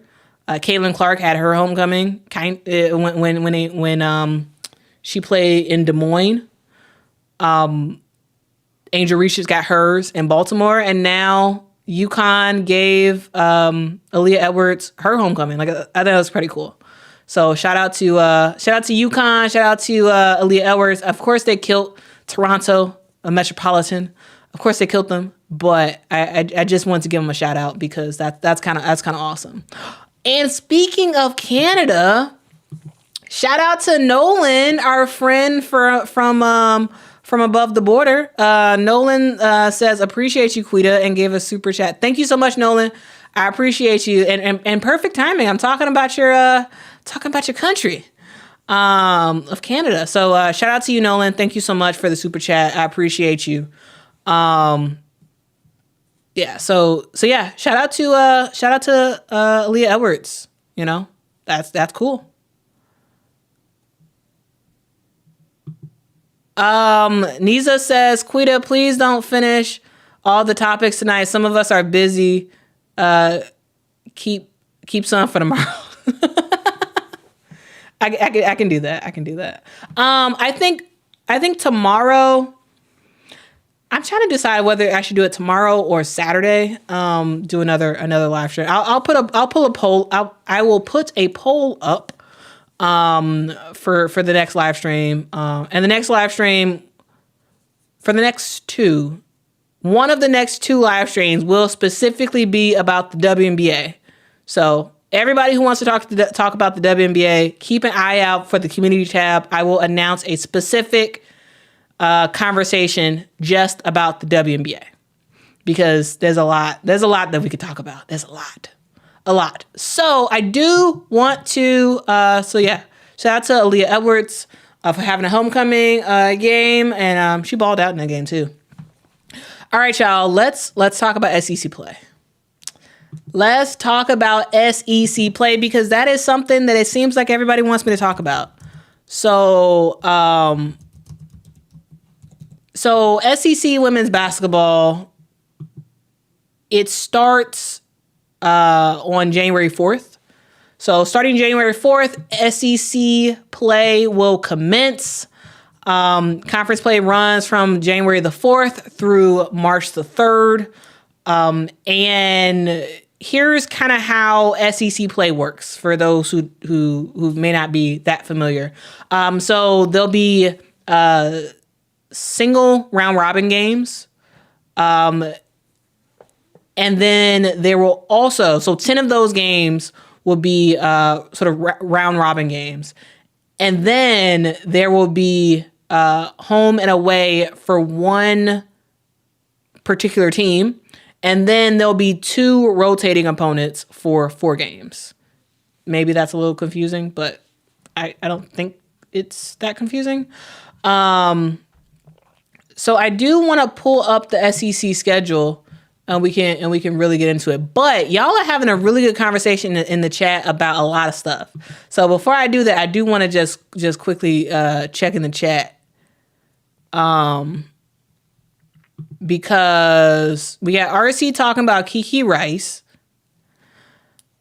Kiki Rice is really good. She is really good.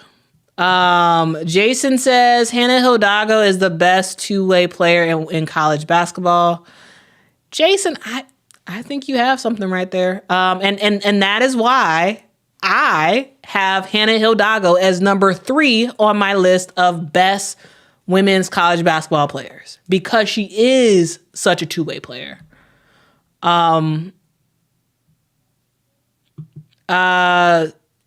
SC Scout Guy says, I think this is a season that Tennessee does not make the tournament. No.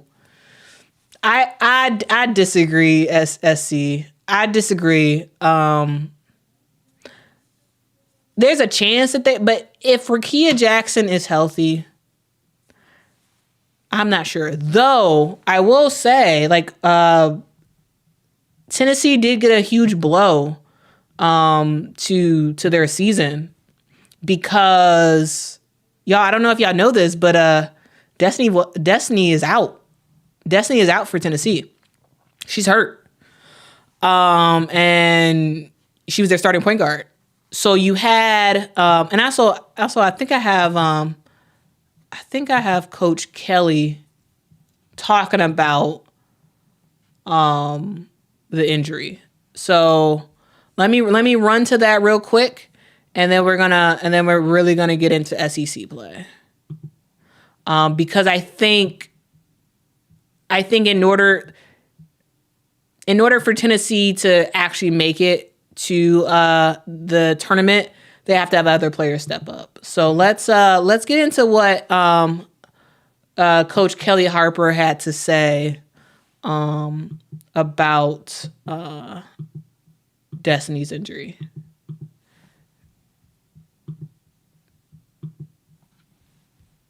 All right.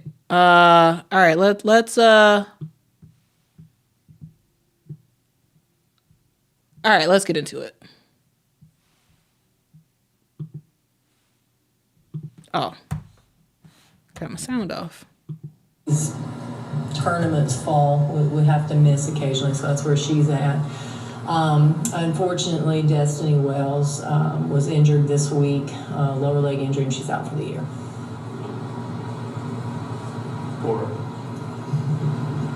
Yeah, me too. The team had 23 assists tonight, which... y'all heard what Coach Kelly had to say. Destiny Wells is out for the season. She was their starting point guard. Destiny Wells made a lot of stuff happen for Tennessee.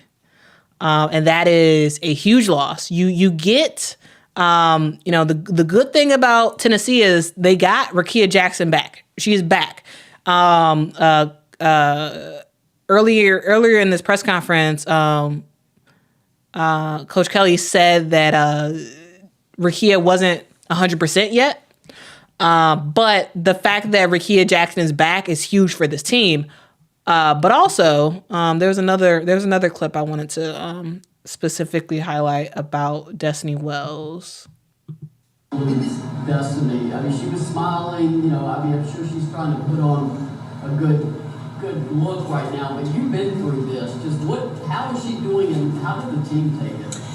Yeah, it was a gut punch, I think, for the team and for her.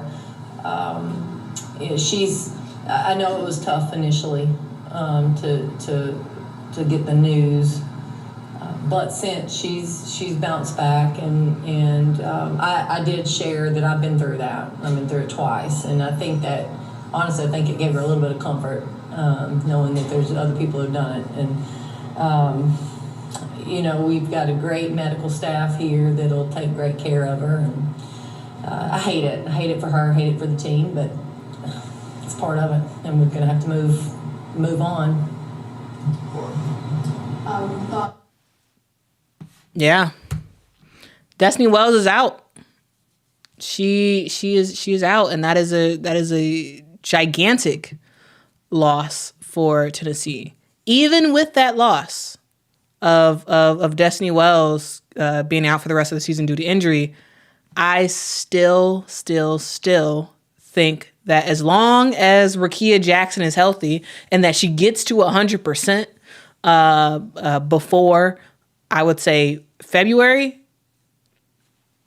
I think Tennessee will still make the tournament. There'll be a very low seed. There'll be a very, very low seed. But I think they still make the tournament because Rakia Jackson is that good, and she will get her team to win games that they probably shouldn't win, just because of the player that she is. They're gonna be very low ranked, but I tell you this: if Rakia Jackson is not 100%, no, they probably won't make the tournament. They probably won't. But this is a sad. This is a sad time for Tennessee. Tennessee used to be the place. They did. They used to be the place, and now Tennessee is it's not the same old Tennessee as it used to be. That's for sure. RC says Kelly gonna mess around and get fired. Oh no. I don't know. She's trying. She's trying her best. She's trying her best. I tell you this, coaching is something that I do not envy. That is a hard job. That is a hard job. That is a very, very hard job. And, I don't wish anybody getting fired, but also, for Destiny Wells, for sure praying for her. She's out for the remainder of the season. Praying that she is able to heal and mentally get in a good spot to where she is disappointed, of course, but that she is able to work back to next year. Yeah, Aubrey says this is another big blow to this Tennessee team. They can't catch a break for nothing. I'm glad Rakia is back, but it's going to be tough for them competing in the SEC. Yeah. Yep. Dylan said, I was waiting for Rakia to have a player of the year type season. And if it wasn't for this, if it wasn't for her being out, she could have, Rakia Jackson is a player that she has so much talent, And I don't think we've seen all of her talent yet. Like she just has so much still left in her bag that, you know, it seems like we'll just see when she gets to the WNBA. But like, yeah, I was hoping for her to have a very, very, very healthy year this year. But you know, it's unfortunate. It is very, very unfortunate. We'll see. We'll see what she does this year. But y'all, this is her 5th year. This is her 5th year. She's not able to come back to college. I mean, well, she can come back to college, but she can't play anymore. This is her final year. This is her final this is her COVID year. And so this is it for her for women's college basketball. And, you know, it's a bummer that it has to, you know, end with her season, like with the injury. But, you know, the good thing is that she is healthy. Like, well, she's back now, not 100%, but back. And the hope is that with each game, she gets better and better and better and like ready to go, right? So that way, when you're sort of in the midst of SEC play, she's able to make some stuff happen. Donovan says USC won against Long Beach with no Juju or Raya.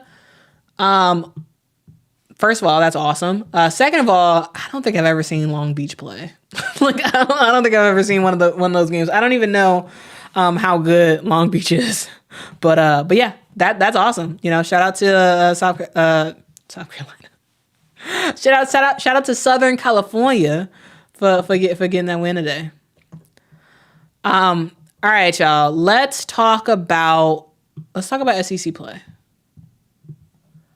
Let's talk about SEC play.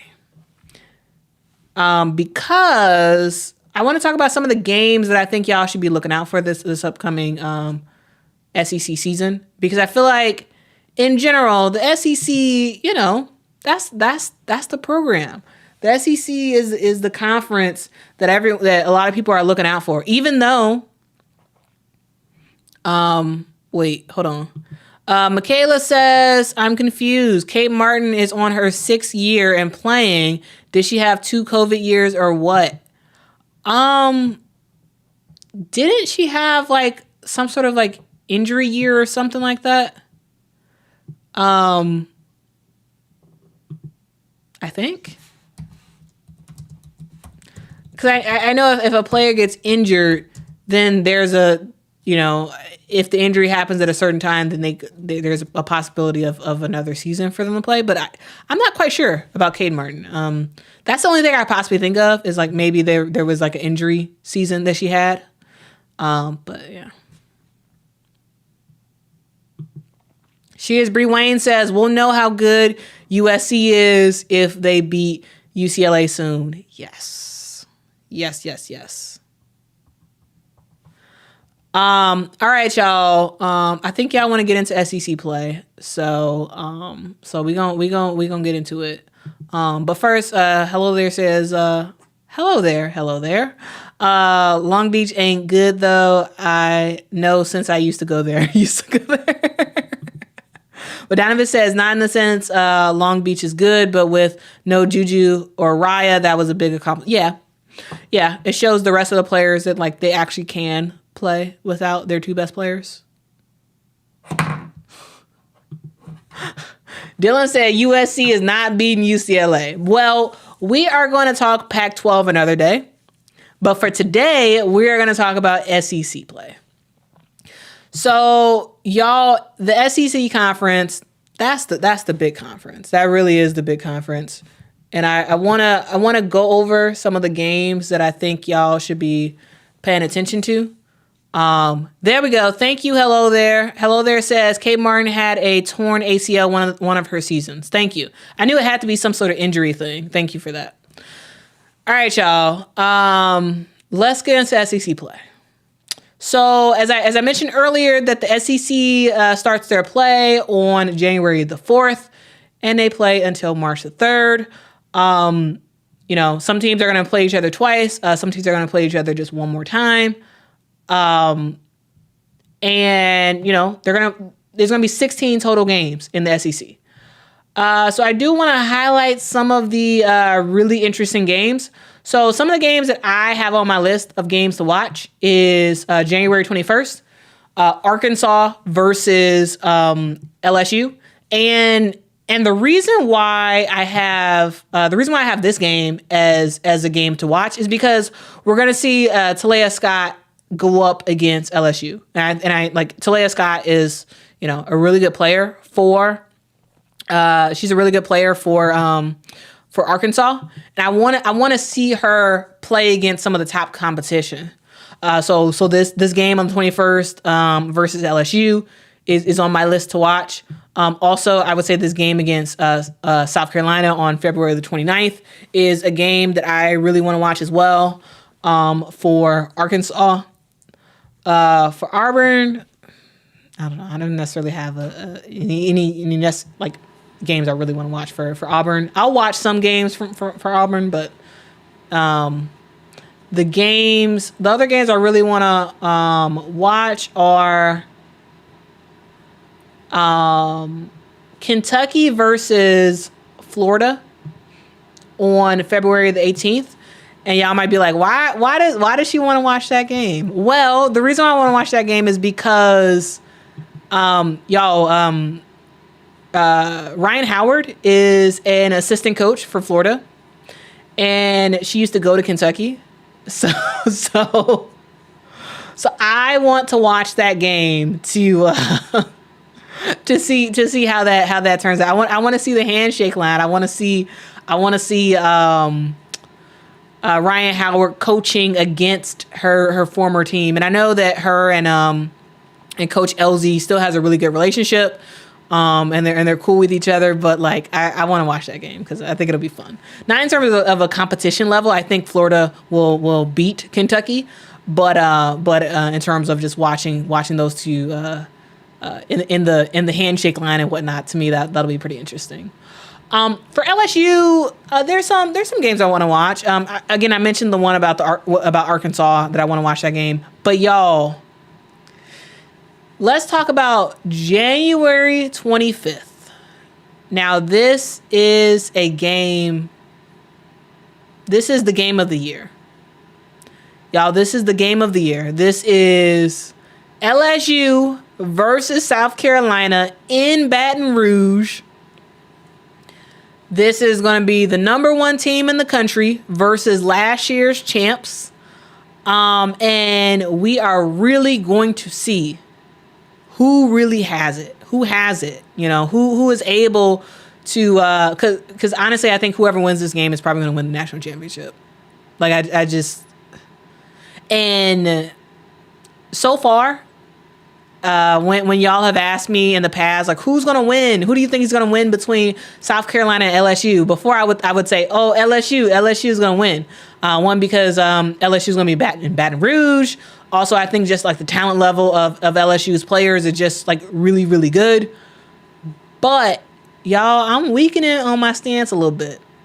I am weakening my stance on LSU beating South Carolina. I now am putting it as a toss-up because there's been some changes on LSU's side. We no longer have some players on the team anymore, or I say we, like I'm with LSU. Like there's changes that have been afoot, season-ending injury. You have Kateri Poole no longer with the team, like Dunzo. You have. Yeah, they only play once. Yep, Dylan. Yeah, they only play once. South Carolina versus LSU. They only play once. Well, they may play again in the tournament. We'll see. But basically, LSU has had a lot of stuff happen, and I think to me, kind of the nail in the coffin that now makes me think that this is going to be a toss-up is the fact that Haley Van Lith is still out with plantar fasciitis. Plantar fasciitis is one of those injuries that like. There is no real timeline. There is no real timeline of when she'll be back. And I think the longer she's not playing, the worse it hurts LSU because Kim Mulkey keeps saying that Haley Van Lith is the point guard for this team. And, she entered the season as a point guard that was still learning how to be a point guard. And now with so much time out with plantar fasciitis, she still hasn't even mastered really being a point guard because she's been playing hurt. So that's a huge thing. And Last Year Poa is amazing. I like Last Year Poa. I think she's a great player. She's been doing a good job as point, but there's the bench is now hurting now because Samaya Smith is out. She's out for the season. She was, one of the first people off the bench, and when Angel was out, she was starting. You have Kateri Poole, who was, a player at least last year was one of the first people sort of off the bench. She's gone. You have Last Year Poa, who was, one of your first players off the bench. Now she's starting. Okay, well, your bench is kind of whittled down in terms of players who are ready to go and experienced. And when they get in the game, they can make some stuff happen, And to me, that now puts this as a toss-up. That puts this game as a toss-up. I no longer think that South Carolina will lose this game. Now I don't know. Now I do not know because it's just they have no time to really build anything with Haley Van Lith because one, she's been playing injured this whole time, and two, if she's able to get healthy with this plantar fasciitis thing, we don't have a timeline for that. But if she does in the next month or so, when she comes back, it will be disjointed. It will be very, very disjointed. And y'all, South Carolina is a well-oiled machine. South Carolina is a well-oiled machine. And, I don't know how you beat them if you don't really have a bench of experienced players. And yes, Kim Mulkey has been trying to get, especially some of her freshmen, some experience and really getting them in there and getting them some minutes. But I just don't know. I just don't know because you're going to have to force the starters to play a lot of minutes. And they're going to get tired, It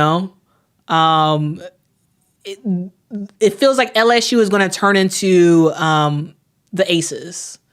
Now, some of y'all may not know, but the Aces is a team that, their starters basically played the whole time. It was, they really only had one or two players coming off the bench, and the starters basically played all the minutes because there wasn't necessarily a trust factor kind of or a thinking that the bench players would be able to hack it. And I feel like as we get into SEC play, that's what we're going to see for LSU. We're going to see Angel Reese. We're going to see Anissa Morrow. We're going to see Flage, Michaela Williams basically playing almost all the minutes. And they're going to get tired. And it's not going to be the best thing. And so to me, that makes me worried because they don't really have, yes, they have a bench. Yes, they do have a bench, but of players who are experienced and are sort of ready to go, I don't think they have that. With the injuries, with the injury to Samaya Smith, with what's going on with Haley Van Lith, I don't think they have it. That's not to say that, you know, they won't surprise some people and make some stuff happen, but I worry about, you know, their ability to have bench production and not have the starters do everything for this team. And South Carolina, y'all, Don Staley got her team all set to go. Like, Don Staley got her team set to go, and they looking good. And it's a toss-up now. It's a toss-up. It is a toss-up. Let's see what y'all got to say. Let's see. Hello there says, if Samaya Smith was not injured, I wouldn't be worried. She was so good in the 7 games she played. Yeah, she was really good. Yep. Plus Poa and Del Rosario are going to really have to step up. Yeah. Del Rosario really, really has to step up. Yeah. Dylan says they're excited for the Pow Van Lith matchup. That is if Haley Van Lith actually plays. Again, she has plantar fasciitis, so we'll see. Yeah, Risque says there's no cure for that. I just have to wait it out. Yep. Yeah. So we won't know how long it'll take until they say she's ready.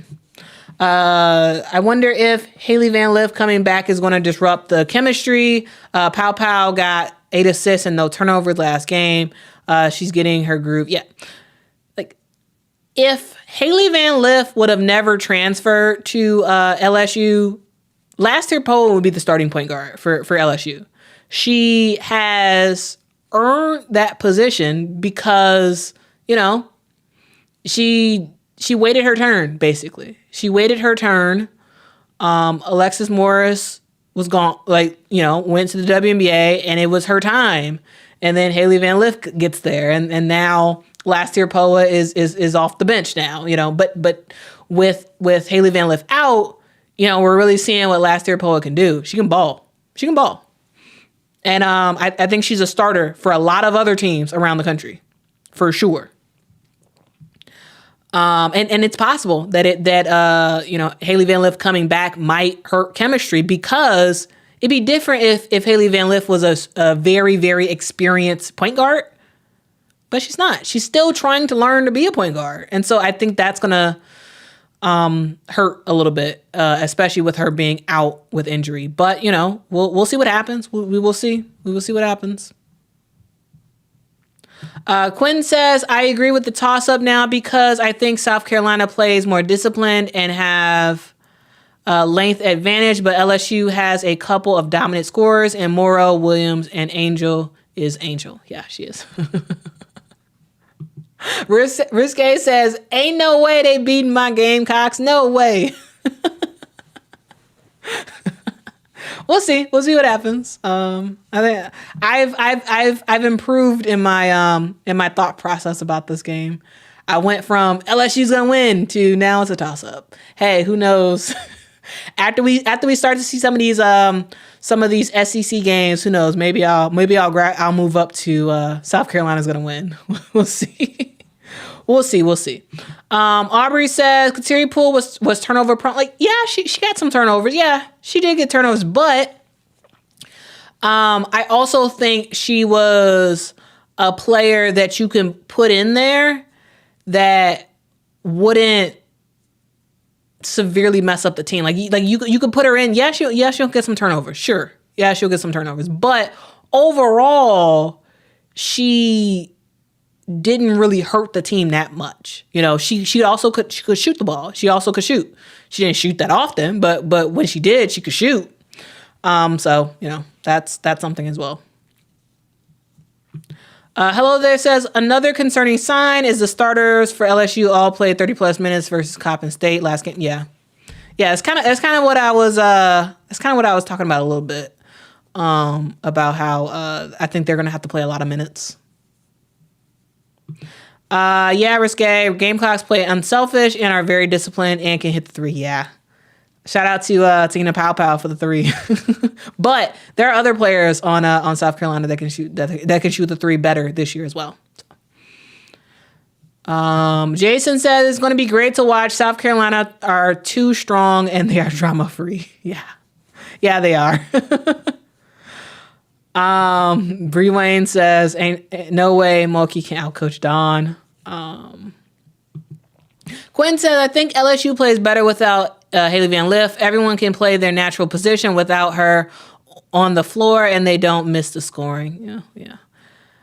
For now, though, I think,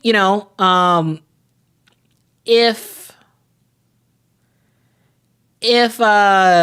Haley Van Lith comes back closer to the South Carolina game, Kim Mulkey might seriously want to consider. I know she says that Haley Van Lith is the point guard, but like you may want to consider having Haley Van Lith come off the bench as the shooting guard. That put her in her natural position. Of course, I know she wants to be a point guard for like the WNBA and whatnot, but like maybe that's what you need to do.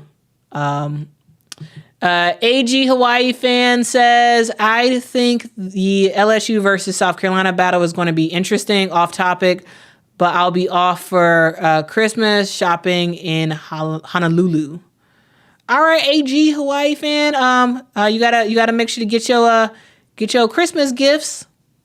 Do y'all all got y'all Christmas gifts? Let me know in the chat. I got mine already, so do y'all got y'all's? Do y'all still need to go shopping? Next Day Era says, nah, LSU bench is deep. Y'all will see. Well, we'll see.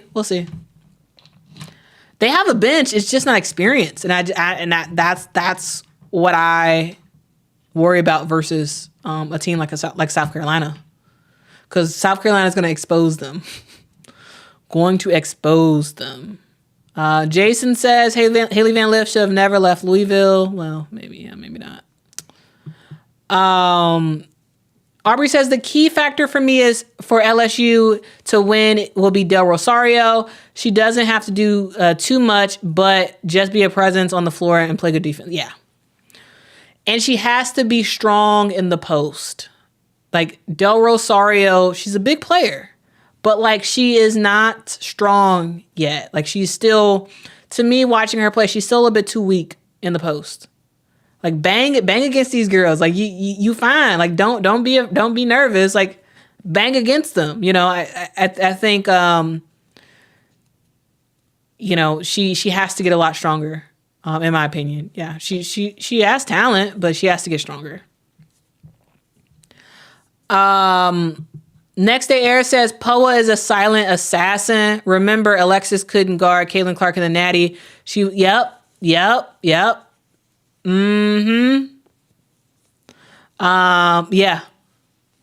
Last year, Poa, she could play some defense as well. Yeah. Yep. Yep.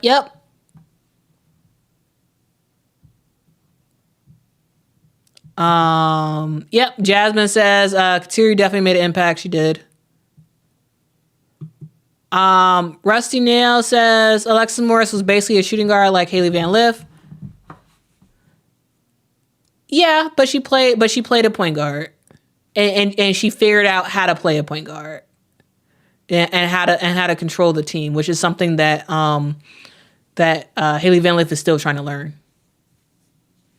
Cammie says, I feel bad for Haley Van Lith. I feel like she was expecting more from LSU. I mean, sure, but also like no one expected her to have plantar fasciitis. Like there is nothing, she's been dealing with that all year, so it's like. She hasn't been like the best this year, but also she's been dealing with injury this whole time. So it's like we still don't fully know what Haley Van Lith can do because she's been dealing with foot problems. So that's a issue. Shears Bree Wayne says, I'm not worried about LSU. We got hold on. What happened to your comment? Okay. We got Kits, Pow Pow, Raven Johnson, Lele, Cardoso, and Bree Hall. All can get double figures plus Watkins. Yeah.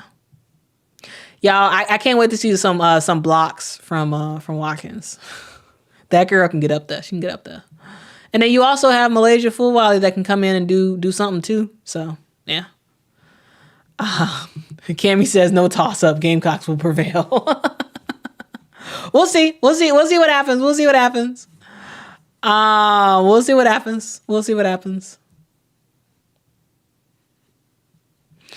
Dylan says Del Rosario has a good IQ.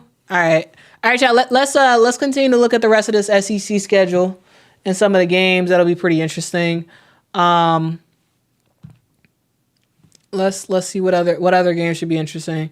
I'm gonna watch a good amount of Ole Miss games for SEC play. I just like Ole Miss's coach Yo. She's just, I don't know. I just like her demeanor and her spirit.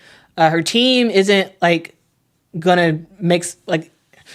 I don't think they're really gonna make any noise in the SEC this year, but I think they'll be a fun team to watch some games of. Mississippi State is another team that won't be that much of a threat in the SEC, but will also be a fun team to watch. So y'all should definitely be checking out at least some of Mississippi State games. Highly recommend y'all watching some of those games. Missouri, I don't know if I'll really watch any Missouri games this year. But South Carolina, of course, we already talked about the LSU game. But also, it'd be nice to watch. Where's the Arkansas game? Here we go. February 29th, versus Arkansas, South Carolina. I think that'll be a good game. Again, I really, really, really want to see Talia Scott versus some of the biggest competition out there. And so to me, that's a game that I really want to watch. For Tennessee, they're gonna struggle this year. So I'm just interested to just watch Rakia Jackson play and see what she can do. I think she's gonna help them win a lot of games that they probably shouldn't win in the SEC tournament. Like I think they're a team that is gonna struggle against Florida. They're gonna struggle against Arkansas. They're gonna probably struggle against probably struggle against a couple other teams as well. Of course, they'll lose to South Carolina and LSU. But yeah, it's gonna be some pretty decent games. Texas A&M is another team. You should definitely watch some of those games as well. But yeah, I think Texas A&M is a team that has the potential to be very good. I think they're a team that has some serious talent on it, and we'll just see what they can kind of do. A player that I think y'all should for sure be looking out for is sophomore Janiah Barker. Janiah Barker is gonna make some noise. I think she's gonna make some significant noise for this team. Will they be a threat in the SEC conference? Yes, sure. They'll Texas A&M will be a threat.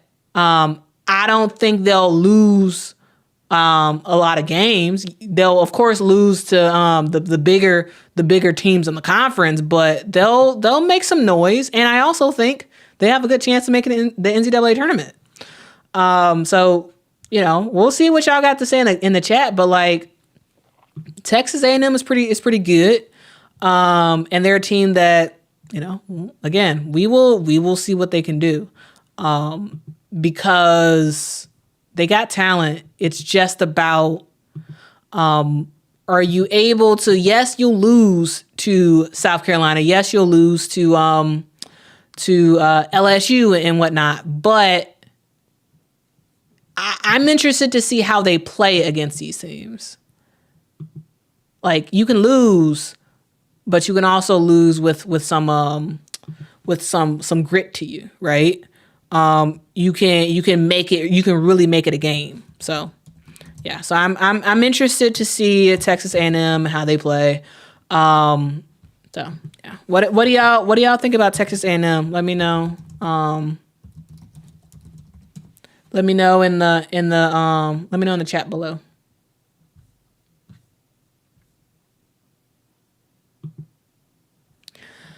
All right. Let's continue down the list. Vanderbilt. Vanderbilt is a also actually real quick, just so y'all know, I'll let y'all know the overall schedule for these teams. So right now, South Carolina is undefeated, as we all know. LSU is 12-1. Texas A&M is 11-1. Again, they're a good team. Vanderbilt is 11-1 right now. Alabama is 12-1. Or 12-2, I should say. Mississippi State 12-2, Auburn 10-2, Arkansas 11-3, and so on and so on and so on. So yeah, I think Vanderbilt's going to be pretty good. We'll see what they can do against SEC teams, but yeah, that's a general look at SEC play. I mean, really, the games that I'm really looking out for is. Again, the game of the year, South Carolina versus LSU. And then I want to see Arkansas play against South Carolina LSU. I'm interested to watch some of the Ole Miss games. Interested to see what Texas A&M can do as well. And then when it comes to Tennessee, I'm interested to see how Rickea Jackson battles it out with the rest of the SEC. So those are my SEC thoughts. Yeah, what do y'all think about the SEC before we finish out this live stream? Because we have been going for a while, and we are going to stop right after we finish talking about the SEC play. So, what else? What else y'all got to say about SEC play? Well, DST40 has a point. Utah only played 7 players and gave South Carolina blank. Yeah. But also we have to acknowledge the fact that there is basically no one else in the NCAA that is like Peely. And it was Peely who really cooked South Carolina. And they're not going to face another player like Peely unless they play Utah in the tournament. So yes, but Peely is extremely special. Aubrey says Texas A&M is pretty good. Also, people be forgetting about Janiah Barker. Yeah, Janiah Barker's good. Yep. Women's basketball says Rickea, Raven, or Malaysia not being in the top 25 is crazy. You think so? That was very high pitch. But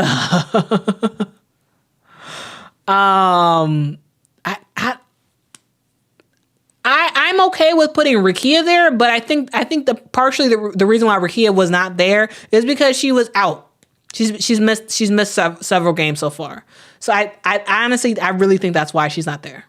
Raven, I wouldn't put her as top 25 right now. Again, Raven Johnson is a very good point guard. Very good. She has an improved shot. So she's looking good. She's looking a lot more confident in her shot as well. But I wouldn't put her top 25. Malaysia, you mean Malaysia Fulwali? I wouldn't put her top 25 either. No. She's talented, sure. Absolutely talented. But no, I don't think she's top 25. Not right now, no. Dylan says Texas A&M is being slept on. Okay, there's some talk about Raven Johnson. Next day air says, I hope you live after the South Carolina LSU game. It's going to be crazy in the chat. Both teams have high emotions. This game is going to be crazy. Yeah. This game is really going to be crazy. I cannot wait. I know y'all going to be crazy in the chat because y'all, we got the South Carolina diehards that are rooting for their team and they like, nah, LSU ain't got nothing. And then we got the LSU fans that are like, you crazy, LSU still got it. And so I don't know. I'm saying it's a toss up. I'm saying it's a toss up because at this point I don't know. Maybe we'll see how both teams start SEC play. But yeah, and we also see when and if Haley Van Lith comes back. Quinn says Raven should have made the top 25, but the two other players played too few games or too few minutes per game to make top 25. I don't think Raven Johnson is top 25 right now, I should say. She's very, very, very talented player. This is not a dig at her as a player. It's just that I don't think she's there yet. Let's see what else I got to say. Dylan says, I think in March they're going to steal some games. I don't know what team you're talking about. Maybe you're talking about Texas A&M. But if you're talking about Texas A&M, yeah, they're going to steal some games, yeah. Besides LSU and South Carolina, I also like A&M and Vanderbilt. Yep. Quinn says, I think you mean Anissa Morrow is better than Peely.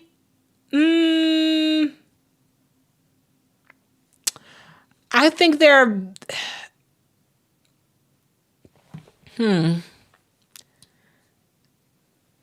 Yeah, yes, but I also think they're both completely different players. Like I feel like they're kind of hard to compare to each other. But yeah, Peely is Peely is better for sure, but I also think they're very, very different. But yeah, Peely is basically better than almost everybody in women's college basketball right now. In my opinion, she is a top 5, top 4 player in the country. She is a unicorn. There's not a lot of people that can do what she does at her size. So I'm just saying, like, she's short, but she plays big. She plays tall. Offensively. Let's see. Oh, the list is too small. Oh, I'm sorry about that. Can I zoom in?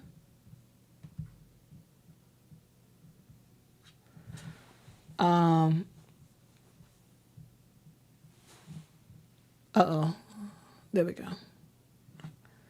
Yeah, but truly, y'all, the game of the year is right here. That is the game of the year. January 25th versus South Carolina. That's the game of the year. Rusty Nail says Angel Reese can score 30 on South Carolina. I don't think so. I don't think so. I don't think so. No. I have to disagree with you, Rusty Neal. I have to disagree. And it looks like no one in the chat agrees with you either. Definitely not. And Next Air says, I'm a huge LSU fan, but I don't know about that.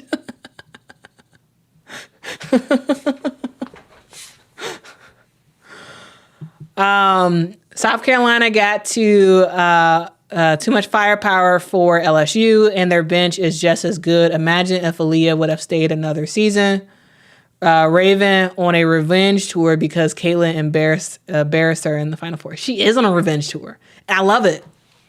I absolutely love it. Like that is like the edge you really need to really level up your game. And I think, Raven Johnson, I had some criticism for her. I did in terms of her shooting ability. And I have really enjoyed her play this year. I think there was like 1 or 2 games that like she was just not good at all this year. But like for the most part, she's been very good for her team. Very, very good. Very, very, very, very good player. And so, yeah, maybe that finals game was exactly what she needed because she's doing her thing. She really is doing her thing. Hello there says, I love Anissa, but Peely's size and 3-point shooting. Yeah.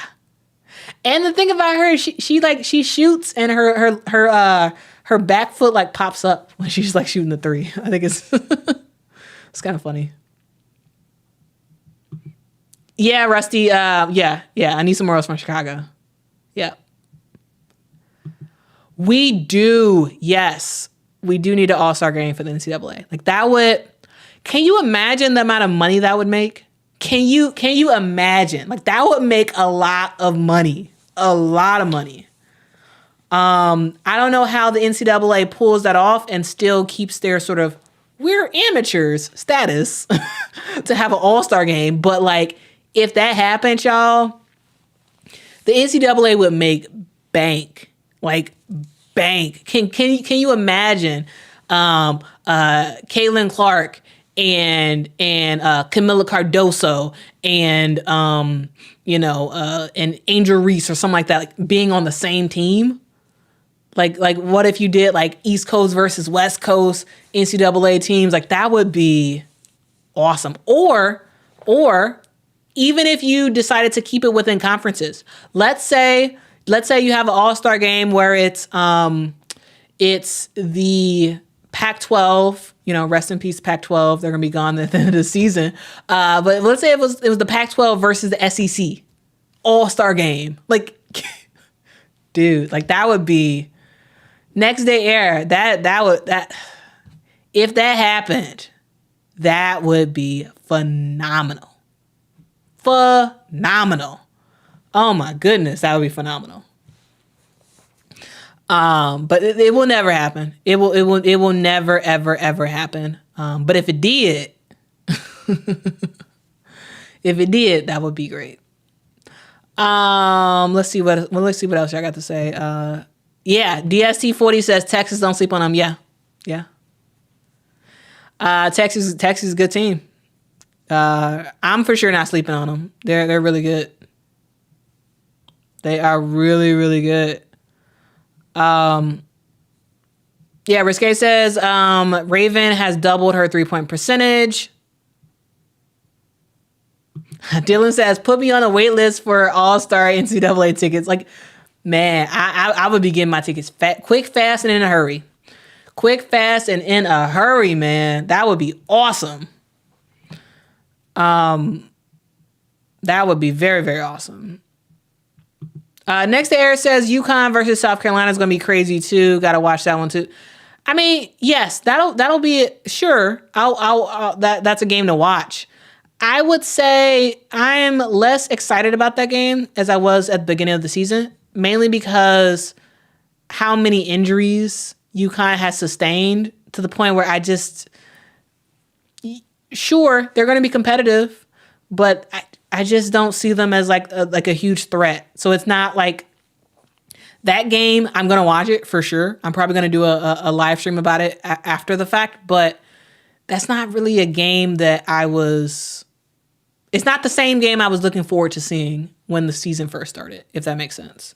Because Yukon is such a different team than they were at the beginning of the season because of injuries. And yeah, we do need that. Bree Wayne says SEC would get cooked. Hello there says all-star game. Moki is one of the top coaches and gets thrown out. Top tier entertainment. Yes. That would be awesome. Okay, y'all. This has been a long stream. I think we're done for the day. I'm gonna post in the community chat to do a poll to see when y'all want the next stream, because again, for the next streams we'll do another NCAA one, and then we'll also want to do one specifically about the WNBA. So yeah, y'all. Thank y'all so much for watching. I really appreciate y'all. Thank y'all for watching and rocking with me for another edition of a live stream.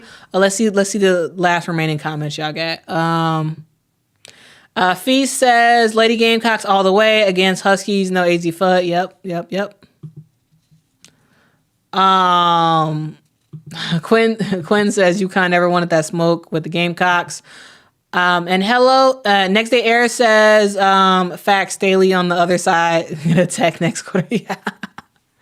That would man. Let's figure out a way to bombard the NCAA to make an All-Star game happen. Like that'd be pretty awesome. Or even if it wasn't the NCAA,